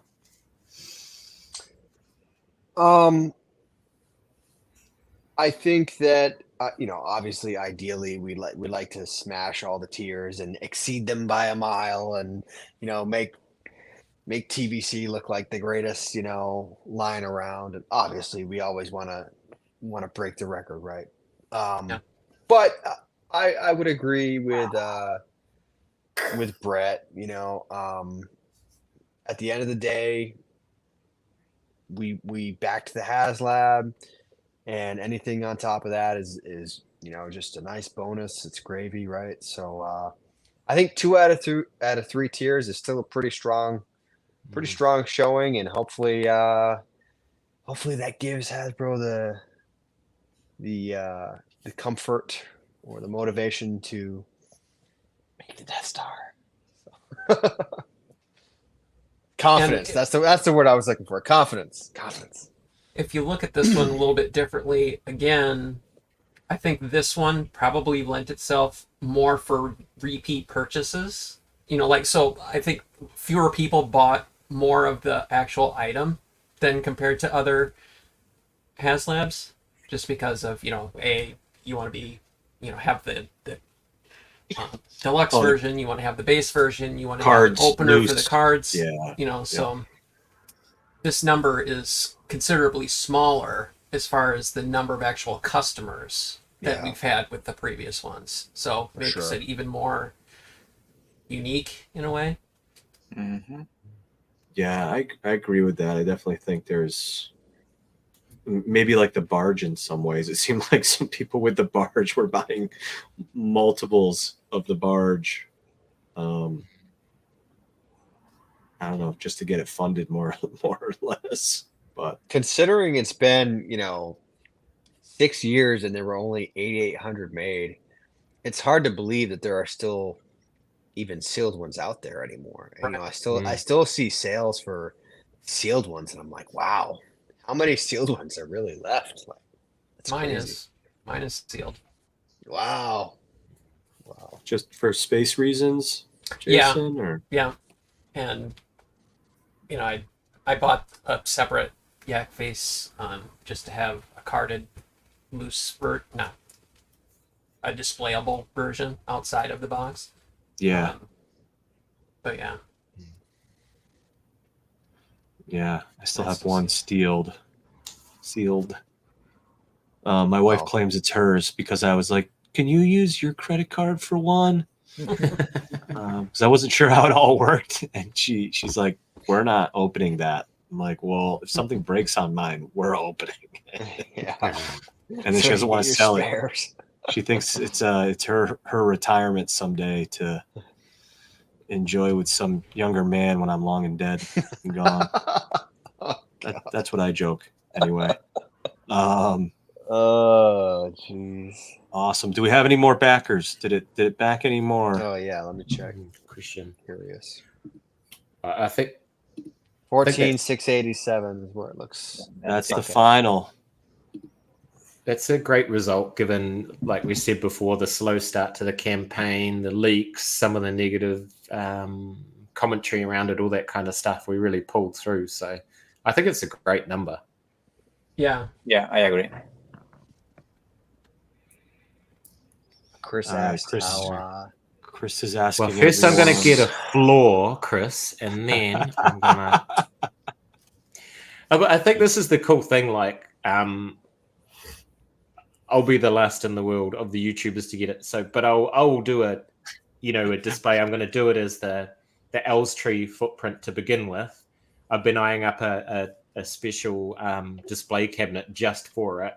But I do love the idea that you can open it all the way out and have it spread across and really just like dominate a whole shelf. I think there's so many options. It's amazing. Incredible. So I got a deluxe. I was gonna get a deluxe and a regular one, but then I got smashed with 25 Night Trooper packs. So had to drop it down to one, unfortunately. It's it's funny how that happens with everything coming. Who did that to you? A month. I think it was me. Yeah. What happened? Something happened with the Ghost, right? Last year. Yeah. But anyway, so I'm going to try. I have these bigger shelves here that fits like, the Falcon, and I'm going to try. I got to measure it and see if the deluxe will fit. I'm going to try to make a deluxe fit on one of my bigger shelves here. But if not, then I'll just have, I got the deluxe, but I'll take a couple of those alcoves off and display it as if it were the base offering.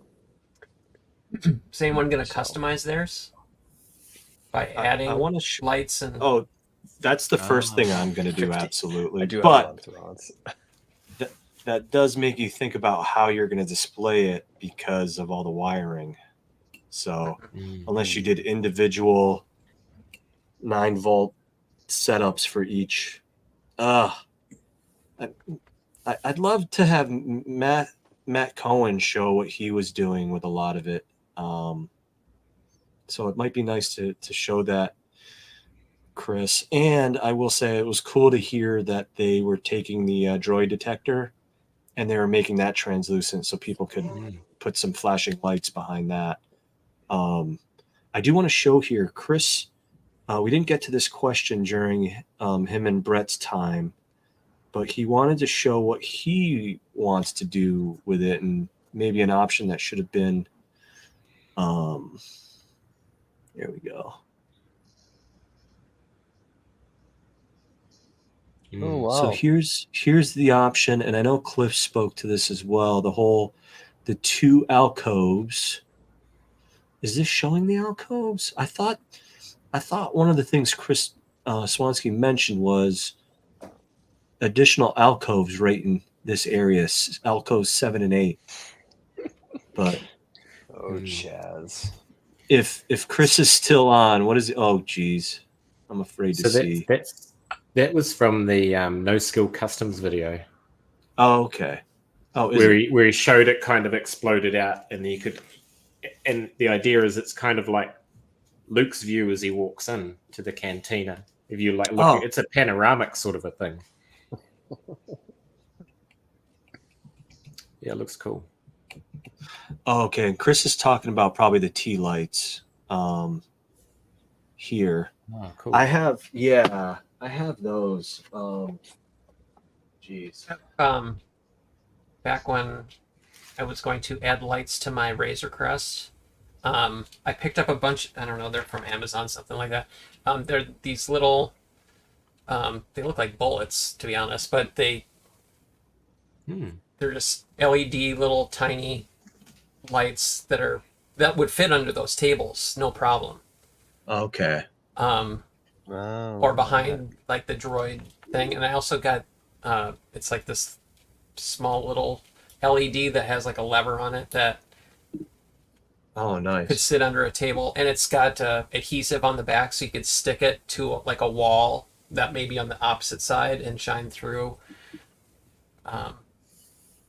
whatever you might need. So yeah, Are they battery powered, Jason? yes, those little button batteries, like for watches. Yeah, this is one that's like a flame effect or like a candle effect. Cool. So I know I took the lens off, but I don't know if you can see it. But it filters. That's an option. That's good for the Cantina rotisserie flame. But I learned you need smaller LEDs for that. So Evan Designs is a great website. So I went full nerd on that site, learning how to solder, and I even fixed. You guys will appreciate this. I fixed my daughter's American Girl doll blow dryer. I was like, I took it apart. I was like, it just needs to be resoldered onto the little terminal there. It's fine. What a good dad. I felt superior. Like when you start fixing your kids' toys with a soldering iron, you've made it. But yeah, that's the first thing I'm doing. Is going up. It is. They added another 100. Yeah. Oh baby. Gentlemen, I gotta get some sleep. I'm toasted. All right. Well, we'll yeah. So I'm sure. Yeah, we'll have to talk more about this on some more streams, whether it's here or Tyler, your podcasts, or Mr. Kiwi Man, your YouTube channel, or wherever you guys are. But it's been a joy. I think we've been going on now for 3 hours and almost 15 minutes. So thank you all for joining. Everyone. I do want to get just some last thoughts really quick. Jason, I know you collect many different lines, many different scales. I know this has been kind of, I know there's been some inner fighting in the TVC community. I know there's been some fighting across scales, if you will, and other lines. So I just want to hear from you, man, like your feelings on all that and how you feel the community should represent and support each other. I can't remember when it was. It was, I don't know, a few months ago where I posted, my collecting thoughts regarding how I look at collecting now. You buy what you like. Yeah. pass on what you don't. You don't have to, call it trash if you don't like it. I mean, go ahead. I guess if that's, I mean, I'm not sure why you would personally want to live in a negative environment all the time. But if it doesn't appeal to you, just move on and look for something that does, that you do like. And I think one of the main ones is don't take it so seriously where you're not having any fun anymore. That's why I do what I do. I'm having fun. It's not about, they made a 5 POA line again, and it's, cannibalizing this, and, it's kids don't collect this stuff anymore. I just, if they make it, they make it. If it's not successful, they're not going to make it anymore. The market will dictate that, I guess, for us or them. So just buy what you like and support the brands that you do collect at full price. I'm a big believer in that. Yeah, good note there. I typically do, and if it's something I tend to army build or want to buy or want more of, I do wait for some things for clearance, but supporting right. But the you lines always at full support. price. Yeah. You always support first at full price. Yeah. Yep. If it's something I want, I'm willing to pay full price for it. So. Awesome. Well said. Yeah. All right. So we'll just go around. Tyler, closing thoughts. I just want to thank Hasbro again for an awesome product here in this campaign. This thing is truly incredible. Thanks again for having us on. Really, really appreciate it. Proud of the community for pulling off 2 tiers. Really, really great work. Impressive stuff. Everybody should be very proud. And I can't wait to see what Hasbro's got for us at SDCC. Really looking forward to it. Yes. Yeah, good point. Mr. Kiwi Man, from the Thank future. you so much. From the future. Thank you so much for having me on, John. It was a blast, and thanks for letting me hang on a bit longer than I was supposed to. And really cool to connect with all of you guys as well, and the people in the chat as well. It was a great chat. It was kicking off. I think I'm just on a high. We achieved something awesome, and the HasLab Cantina has always been a dream item for me. So I'm super pumped that we got there, and I'm really proud as well about the way the community's rallied together. John, you've done heaps. Jason, you've done heaps. August, like everybody, SWTVC, Bantha Skull, all of them, Bread on Fat, No Skill Customs, like Victoria. People have just been churning out positive stuff to support this, which I think has been a real highlight. And I said on Bantha Skull the other day, it's felt like a month-long party just celebrating this thing. And it's been really fun. And look, just want to agree with what Jason says as well. Like, for me, this is an escape, right? I don't want to come home from work and be doing something I don't want to be doing. This to me is all about having fun, and it's such a fun community and such a creative community, and the engagement of the Hasbro team. Like Chris on the comments here today, he was just like, how cool. Yeah, that was and he's made this damn thing. So, he's celebrating with us. Awesome. I think that's amazing. So just thank you once again. Well said. I totally agree. Well said. Why be so negative too? Why don't you just be positive? Positive thinking. How many just comments that we're not going to get to Greedo? We're not going to. It's just like, man, you're never going to. Think to myself, you're not going to succeed in life if you think how many times do those people have to be proven wrong? That's the crazy thing. Or it's not going to even fund. Yeah. So just let's try to stay positive, people. It's healthy for you. Augustine, bring us home, man. All right. I also want to thank Hasbro, the Star Wars team. I think it's a great team. We have like a dream team right now, which is amazing. And I want to thank you all for everything you do, all the collectors. I mean, I think we did great. I love this campaign. I'm sad that we didn't hit the 17K, but all things considered, I think it was a great campaign. And if I have to choose, I prefer this kind of campaign that is kind of a roller coaster and you have to wait until the end. than the ones that Nail biter. go through the roof in the day 2 and then you have nothing to do for like 45 days.